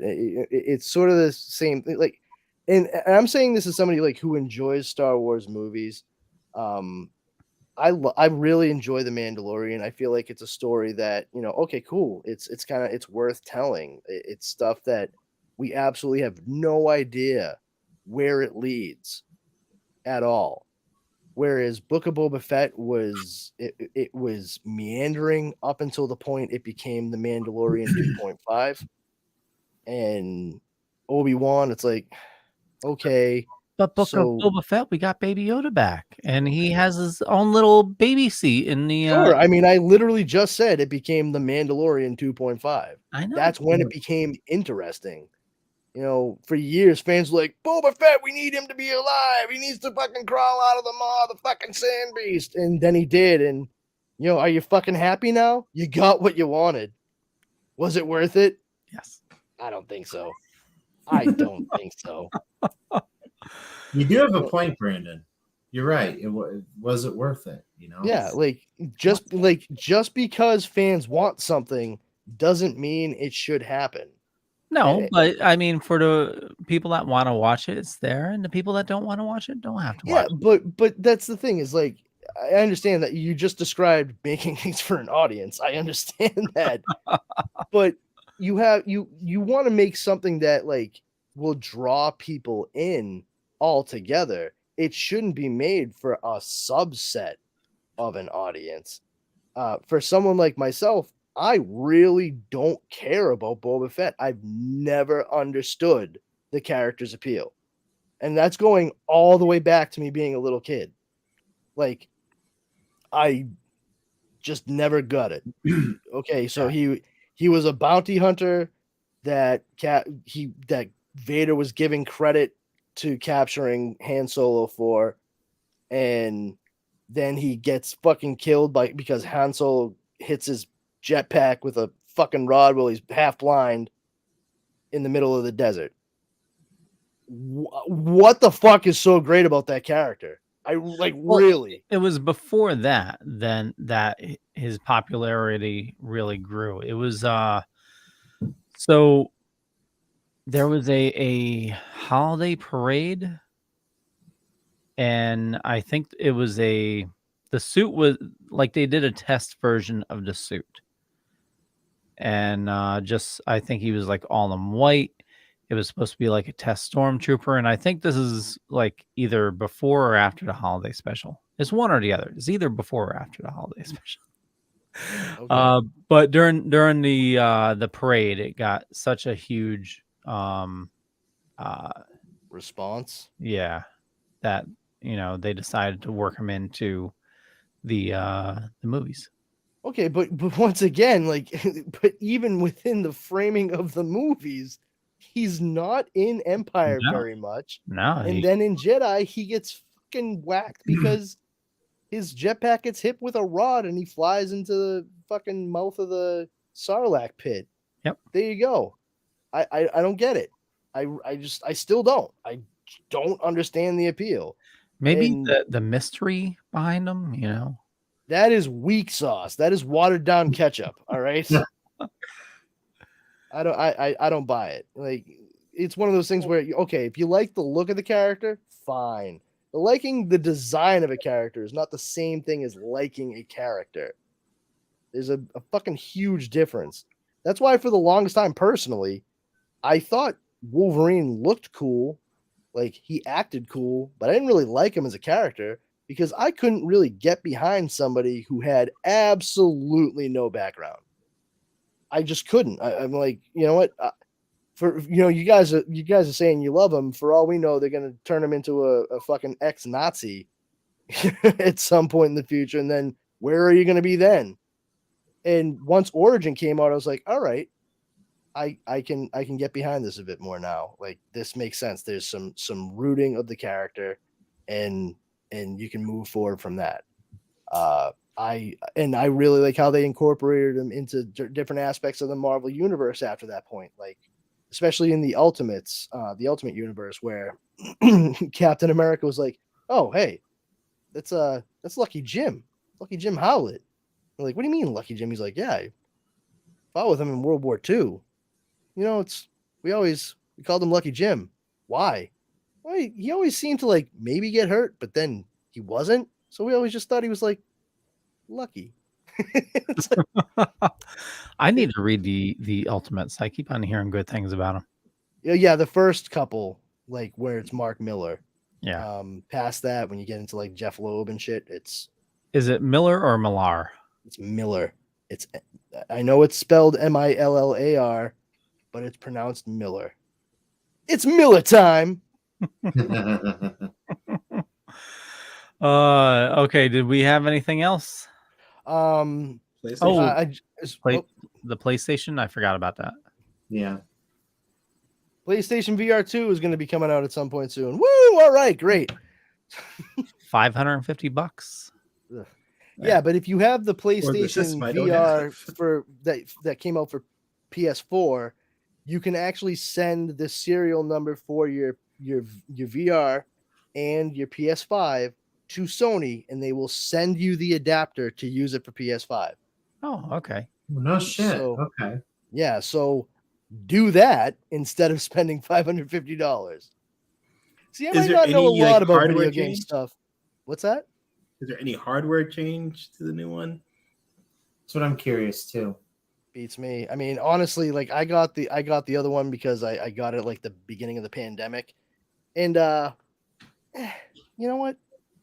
I don't really see a need altogether for this stuff. I got like some cool games for it too. I did not get Resident Evil because, quite frankly, I didn't feel like scaring the shit out of myself in my house in the middle of the night. But I did get the Batman game and I got the Iron Man game, and they were fun. What other VR games are there for PlayStation besides those three? Skyrim. Sure. I don't know. Did Justin Roiland's game come on PlayStation? Oh my god, yeah. No, it's not out yet, but yeah. Which one is that? Why'd you have to bring that up? I would get a fucking PSVR just for that game. What game? It's the game where like the guns like talk to you, and it's all like Justin Roiland voice. No Oh, shit. yeah, Yeah, that's it's right. like the knife, and he goes, "Oh, I go stabby, stabby," and yeah. Oh wow. Okay. Yeah, Yeah, that does look that one. bonkers. There was a I bet they'll make that like a like a regular game as well. no Trover Saves the Universes on PS4 too. That's a VR game. There's His first game. Oh yeah. You guys want a great party game for the PS5. Rift Tracks the game. Rift Tracks the game. Okay. Mhm. So it has, you know how you guys play Jackbox and you have like a little 4-digit code that everyone can sign into, similar to that, but once you start the game, you can But what if basically what if we got it before the 4-digit code? I used to play that damn game on CD. Same here. anyway. Back in my day. They're showing you like clips that you can riff on, and you have two options. You can select a write your own riff or pick your own riff. And the pick your own riff, they'll select riffs that professional riffers have curated, or you can write your own riff. It's fun, and you can play up to like 10 people. You can live stream it on Twitch. You can like poll your Twitch stream audience. It's fun. I had a few friends over, and it was a good night. Nice. It's definitely something to check out. Yeah. I have nothing else on video game stuff, but I will say they're talking about movie and development stuff. We had mentioned Henry Cavill earlier in regards to stepping away from The Witcher, and part of the reason for that is likely because he's going to be stepping into the role of Superman in earnest. And it's interesting to note the commentary coming from Henry Cavill regarding his return to the character, particularly how he's been saying like, this we want this to be a joyous Superman. I want people to come in and watch this and walk out of the theater feeling like they can do anything, that they themselves can go out and be the good in the world that they see Superman being. And I'm like, holy flirkin' schnitt. Like, that is the exact opposite of the fucking character that we got from any of the movies previous.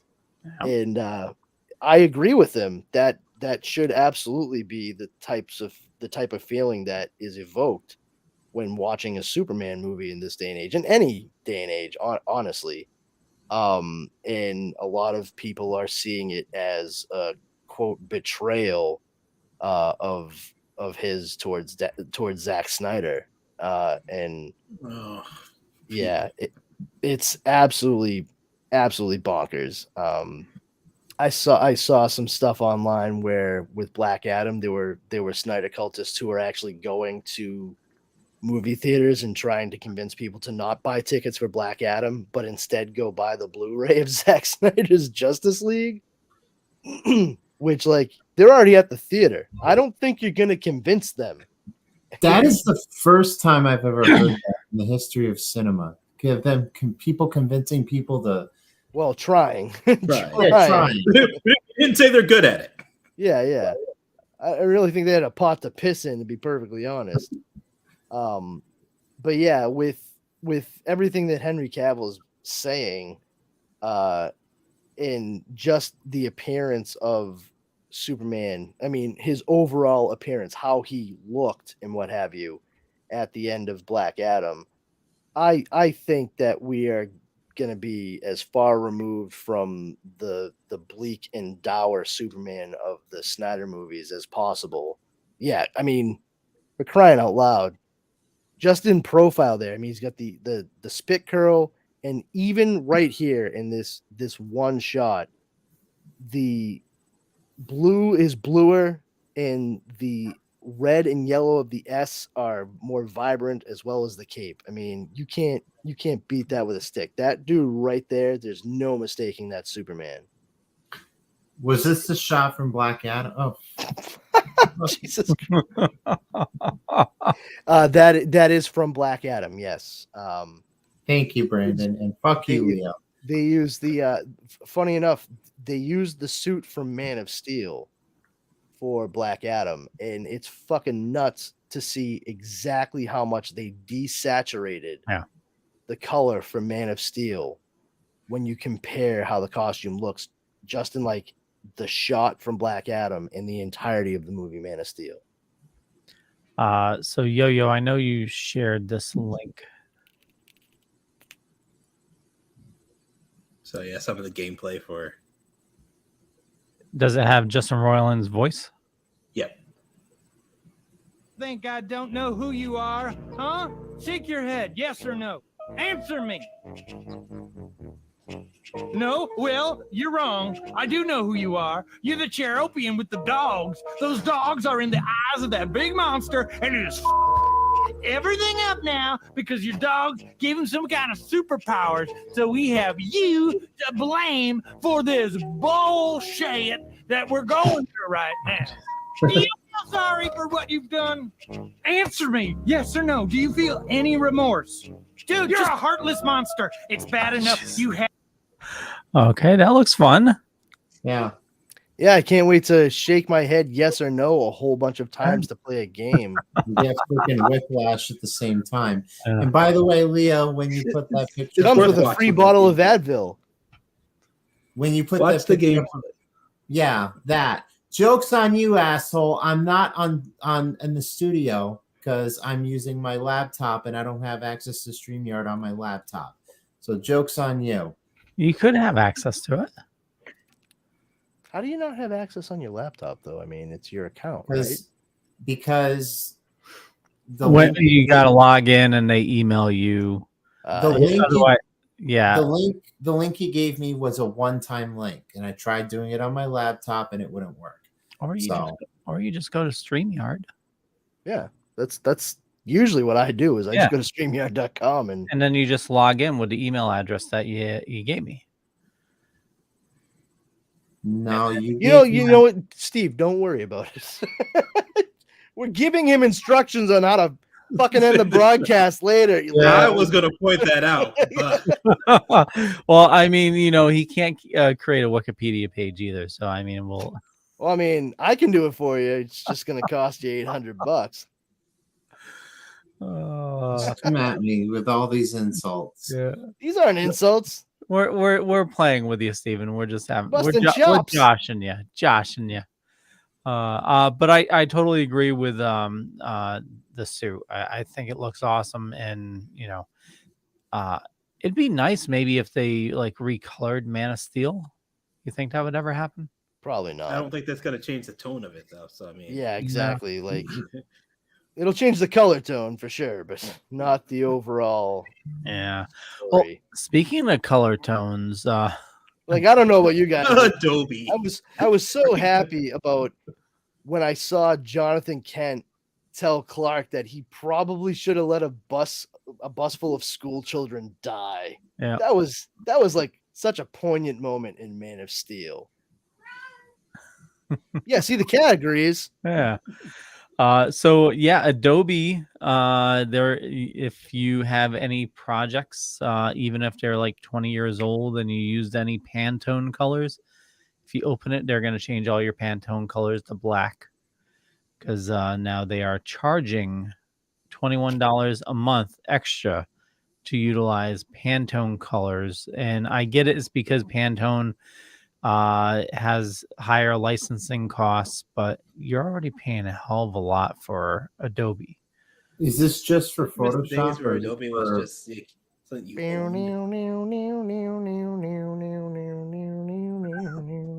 Is this just for Photoshop or is it for like the entire class? I would imagine any Adobe product that utilizes Pantone colors. So you're talking Photoshop, Illustrator. You only have to worry about Pantone colors if you use Pantone colors. If you're just using CMYK, you're fine. then Oh, I thank don't have to God. worry about it. I have no dog in this fight. None. They're the one that started the whole everything becoming a subscription thing, in my opinion. Yeah. And it's been all downhill from there. Yeah. So if you're unfamiliar with Pantone colors, if you Please educate us. well, it's well, I had to be educated myself when I worked for the t-shirt company. Any place where you're doing artwork where your colors need to be exact. Say if you're doing printing, so if you're like printing posters or printing t-shirts, you have like a Pantone color wheel that you need to buy. So say if you're, customer brings you something, they say, I want to recreate this, or, you go through and you pick colors, you have a physical color wheel, or it's like a sort of like a stick that folds out, and you pick the color, and that Pantone Does it color, fold out into a wheel? yeah, like a like a color wheel, yeah. See, Steve, that's me busting his chops. Yeah. I mean, when you pick a Pantone color, put that into Photoshop or Illustrator. Go ahead, pick a color, any color. Don't let me see it. Okay, now put it back in. Love it. When you produce that color, Is this your color? I'll stop. No, you didn't have the Pantone licensing. Okay. Was it black? How about black? Was it black? So basically it's, with monitors are, a lot of times they're not color accurate. That's another thing is like in the print industry, you have to get like the special tool. The Spiderimeter. What is it? Spiderimeter. Spiderimeter. Is that where you put it up to the monitor? Yep, to calibrate screens. Yep. Yeah, you do. Yeah, color. Yeah. That was a pain in the ass. But yeah, they, anything Not as that has big to be as like, a pain in the ass is having all your stuff turn black because Pantone isn't part of Adobe stuff anymore. I think I pieced all that. yeah. together. So if you don't have a license or you pirated Photoshop or whatnot, that was a crazy thing. I'll tell you the story real quick. I was working at is this a pirating like dude Adobe shit? No. So when I was working at a t-shirt company, when I took over the IT, I was like, I was going through and I was making a library of all the software we used and everything, and I found out that the embroidery department was using a pirated copy of this embroidery software. And the pirated software was so old that it couldn't integrate with our embroidery machines anymore.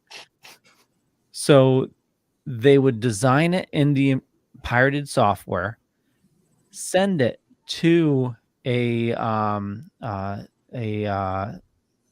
what the fuck is like a freelancer to digitize it so that it can be worked in the embroidery machines. Then they'd send it back and then, produce the garment. What a fucking needless cost. Well, I'm going through this. Yeah, I'm going through this, like seeing how much we paid a freelancer. And I know it was heartless that like we had to let this person go, but what we were paying them dwarfed what the actual cost of the software was. Like the software was $2,000. And they were getting paid annually. Yeah, exactly. So I mean that was for nothing, but it's like, come on, buddy, you knew what your job was. Like you No wonder understood that what was place went out of here. business. No, they went out of We like to do embroidery, but with like extra steps. Yeah, exactly. No, they actually went out of business because we lost two major contracts like around the same time. We had the contract for BJ's where we did all their sporting apparel. So like we did like all the Big East stuff and all like the NFL stuff. So we lost BJ's contract. They decided to do it on their own. And then at the same time, there was a big cutback with the Dare program. We were one of 2 distributors that did the Dare merchandise. So the failure of the war on drugs and yep, it was the PJs said it would be cheaper if they did war on drugs and the war on wholesale. Well, I mean, if they weren't paying a freelancer and the extra time that probably took, they probably would have kept the BJ's contract at least. Yeah. Themselves $36,000 a year. Dude, they were spending so much money. There was another thing. $36,000 a year. It sounds. Well, like they had, and I know I'm going off the deep end here, but we had an e-commerce store. So like a Dare, was an e-commerce store, did, a couple $1 million a year. And the guy that they had build the software, they had a contract where they were paying him, I think it was 10% of the sales, which was insane.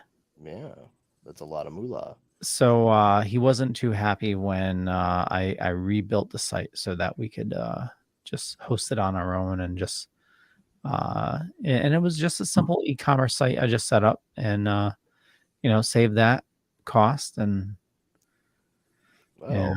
that guy was not happy when I did that. Imagine it pissing people off, Leo. Several years earlier, the company probably would still be around. Exactly. It's amazing this list of enemies you keep revealing on the show here, and the fact that you put your face on a show every week. Oh yeah. I feel there's like a real Billy Madison scenario boiling just beneath the surface. There's some dude with your name on a list just waiting to cross it off in lipstick. There's I don't know. He's had a lot of practice with Axis, so I mean. Yeah, that's true. Yeah, if that dude is a snake, then watch out. You get some real problems coming up. I could only imagine. I was only in that position for I think 1.5 years before they went out of business. Well, I mean, good job. Again, man. had you Took joined him down in less than 2 years. Yep. Had you joined sounds sooner. like a cancer rotting it from the inside out. Well, I mean, I was working there sooner, but it was like I only moved up like as people left. So that's how I made my I went up making his website just I am vengeance. I am the night. I am Leo Pond. Well, I behind him. Well, I got hired and I working for the web department. I was just working, sales and I would just update the website, and we had a web manager. So then the web manager quit, and I applied for her job and got that. And then the IT manager quit, and I applied for his job, and of course they wanted me to keep my other job as well. So it's I'm gonna start calling you Neck Slit, you fucking cutthroat motherfucker. Jesus Christ. They left on their own. I just, I applied. I just sent them some resumes to some people, and sent them some links to other jobs that they might be interested in. A fun little prank letter telling them their services were terminated and no longer required. I may have printed it on pink paper and put it in an envelope and left it on their desk, but it was all in good fun. Ha ha ha. I mean, I laughed. I laughed until I cried. Yeah. A couple of them, I mean, they just cried, but still a pretty positive reaction, right? I mean, good times. Did I ever tell you what I did to the one of the graphic designers? Did you cut his head off with an axe? No. I feel like I was close on that one. I was a little crazy back then. Just a little bit. Wig out. He was not the friendliest of people. So fuck him. Yeah, the art department was like they didn't really like backing up their artwork. So why would you? Well, so I decided to write a script to back up all their software. So like it would just copy whatever's in their drives to the server. So for his, I decided to, whenever it did his backup, it'd play the song Friday. By Rebecca Black. Yeah, Friday. But that's pretty funny. Here's the kicker. Gotta get down on Friday. That's what Rebecca Black told me. I found out And since she seemed like a 14-year-old girl who had her finger on the pulse. Since I was doing it as a script and I was doing it in the back end, that it initiated the player like there was no controls for it, so he couldn't stop it. He couldn't turn it down. Yeah. Wow. That's wonderful. I like that. I'm glad to know that about you, Leo. You should do more things like that now. Actually, there was one thing that was worse. Save it for another show, buddy. No. Don't blow your wad. I hacked into the printer downstairs, and I might have told you this, but I changed. I just thought the story was about to be a lot worse. Like, Leo, I don't know if you want to tell this story. You hacked into what? So we had this main printer on the sales floor, and so I hacked into it, and I changed the display to say insert coin. I think you did tell me about this. Yeah. I went down later in the day, and apparently one of the older sales ladies, she was like standing in front of the printer for longer than she should have, trying to find out where to put the coin. Standing there with a fucking quarter, like, I'm losing my mind. Someone help me. I just needed to make a copy. It's my husband's life insurance policy. I don't know what to do. Those were fun days. Yeah. Yes, indeed. But anyway, I think we've kind of reached the zenith for this week. There's not a whole heck of a lot that was going on without rehashing a lot of stuff that came about last week. Like, we all know James Gunn and Peter Safran are doing DC Studios. There's all kinds of things happening right now at Marvel Studios. Star Wars is doing its Star Wars thing. Yeah, we are getting Black Panther next week. Getting Black Panther next week. Yeah, I figured we'd talk more like next week about Black Panther. I mean, I'm excited for it. It's just kind of tough because I know that the production was problematic, unfortunately, due to like some of the people in it. Yeah, and that I don't know how that affects things moving forward, even from this movie. I don't think if they go about doing what everyone thinks may happen insofar as like replacing / shifting roles or whatever, I think it's gonna set a bad precedent for Black Panther movies, because there's not going to be any consistency for character between each installment. That being said, like, I love the first movie. I absolutely love it, and I plan on seeing this wearing my Black Panther Roosevelt's button-down shirt. Like, that's gonna happen. But I mean, I've been seeing a lot of positive things about it, so I'm looking. Yeah, we'll find out. I mean, there's not been any embargoes lifted or anything like that. We haven't hit the critics' previews or anything, so it is what it is. And once again, like, when it comes to critics, for me personally, I should say, when it comes to critics talking about any of these projects, I don't even take it with a grain of salt. I grab the whole shaker. If I read it, I'm like, okay, that's certainly your opinion, so I'll form my own now. I don't really dig on people telling other people that they should or should not like a movie. I'm one of those folks where there's no such thing as a guilty pleasure. If you like a thing, you like it, and you should never feel bad for that. I mean, unless it's like fucking watching animals get slaughtered, then yeah, seek help. There's something wrong with you. But if you like it, you like it. And I mean, we've certainly seen with Black Adam the disconnect between professional critics and what audiences are saying they enjoy.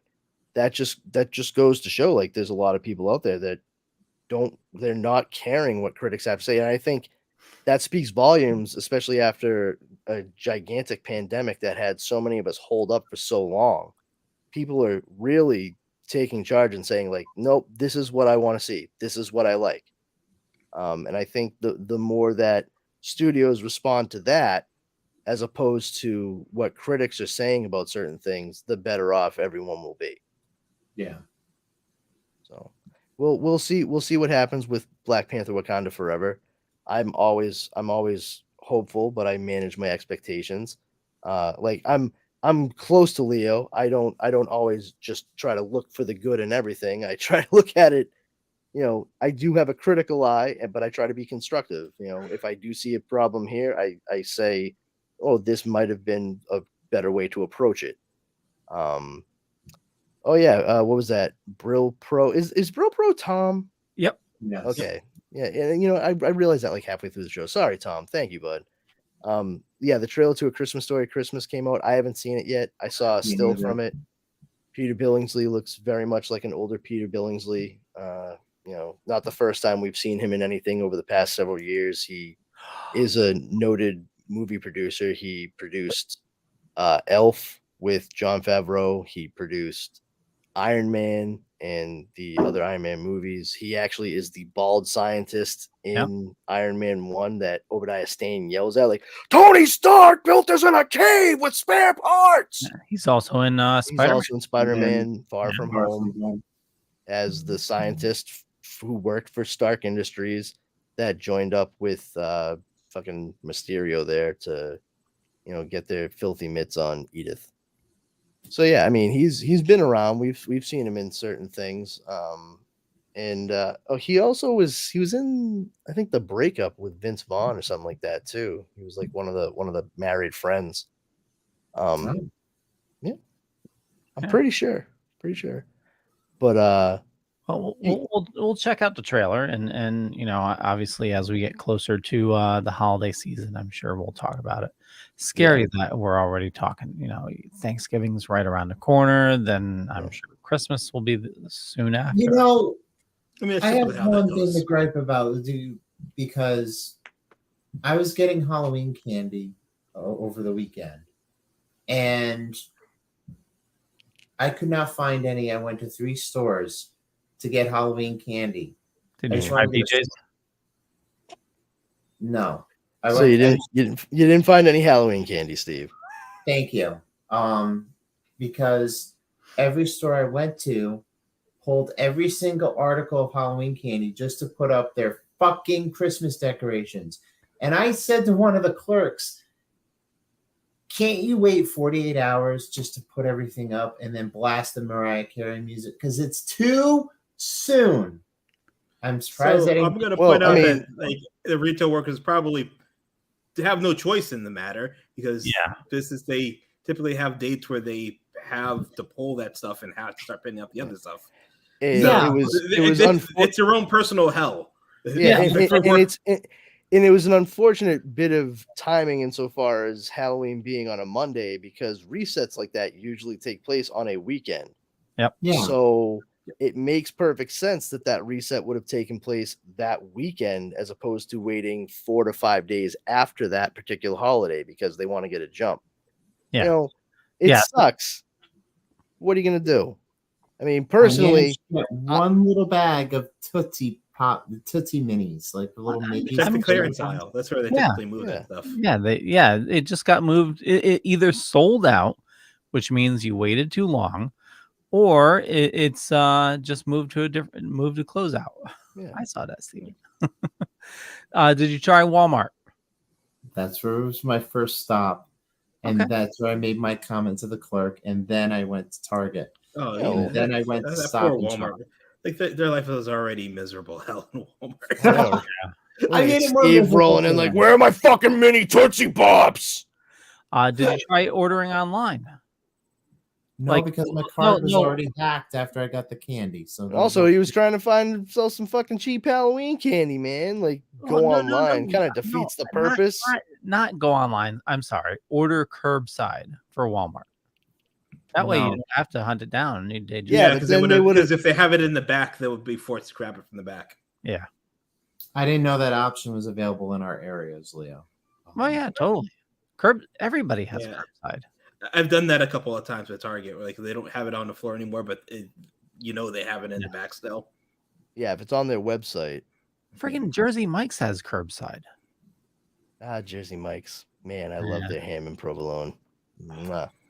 Well, Jersey Mike's in Norwich has curbside. The one in Groton, you have to go in and get it. I don't give a fuck what location it is.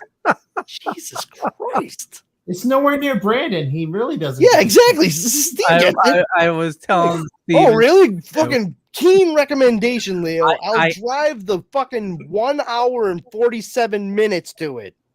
Well, hopefully I'll be back home in enough time to clock into work tomorrow morning. Well, if you make the trip, Brandon, why are you so tired? I had to go get a ham and cheese from this like really good Jersey Mike's in Groton, Connecticut. How was it? It was all right. If you do that, you also have your Mystic Diner over here. Yeah, I mean, whoopty shit, dude. In a fucking pinch, I got an IHOP fucking stone's throw away from my house. I can sit here on DoorDash and be like, yeah, I'd like the crepes. Thank you. And fucking 20 minutes later, there's crepes at my front door. I don't fucking drive to get Mystic Diner. Whatever.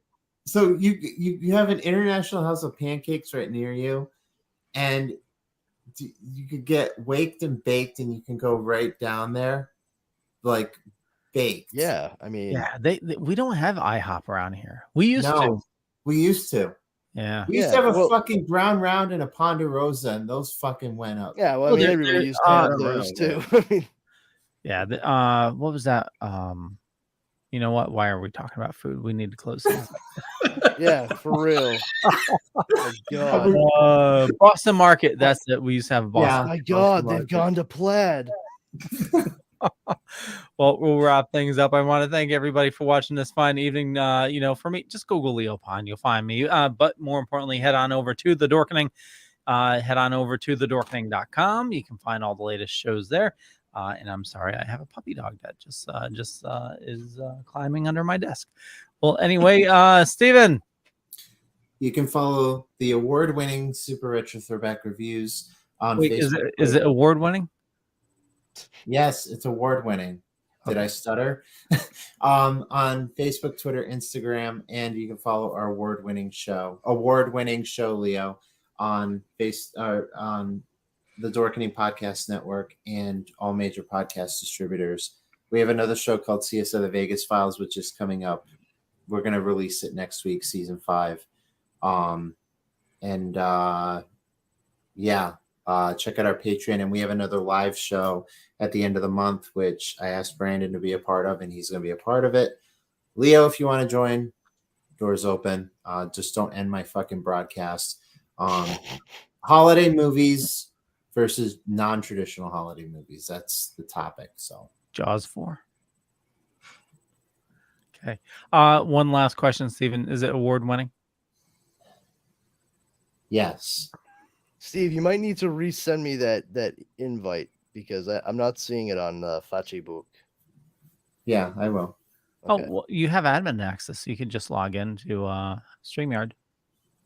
That's true, but I mean, just for posterity, like, so I have the date and everything in front of my face. Okay. You know, like I don't want to lose sight of it. And then Steve's like, "Hey, you ready for the show?" And I'd be like, "What? Oh shit, no." Yeah, sure. Let me put a list together in 6 minutes. Oh, is this my outro? Sorry. Yes.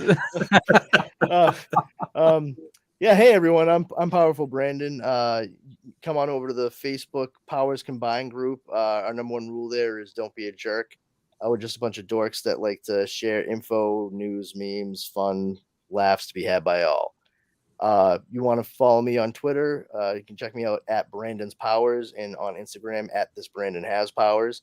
You can find me here every week on Wednesday nights at 9 p.m. Eastern Standard Time for the Dorkening Wednesday Night Show. And you can also check me out on a couple of different podcasts. One is The Dork Night, which goes every 2 weeks. I do that with Mr. Leo Pond and our friend Justin Cooper, in which we discuss and dissect all things Batman. And then alternating with that show every 2 weeks is the award watching podcast Comics Paradox. Yeah, we'll watch pretty much any award show that's on, Tonys, Emmys, Oscars, Grammys, you name it. Hell, I'll watch the Latin Grammys, and I don't know shit about that.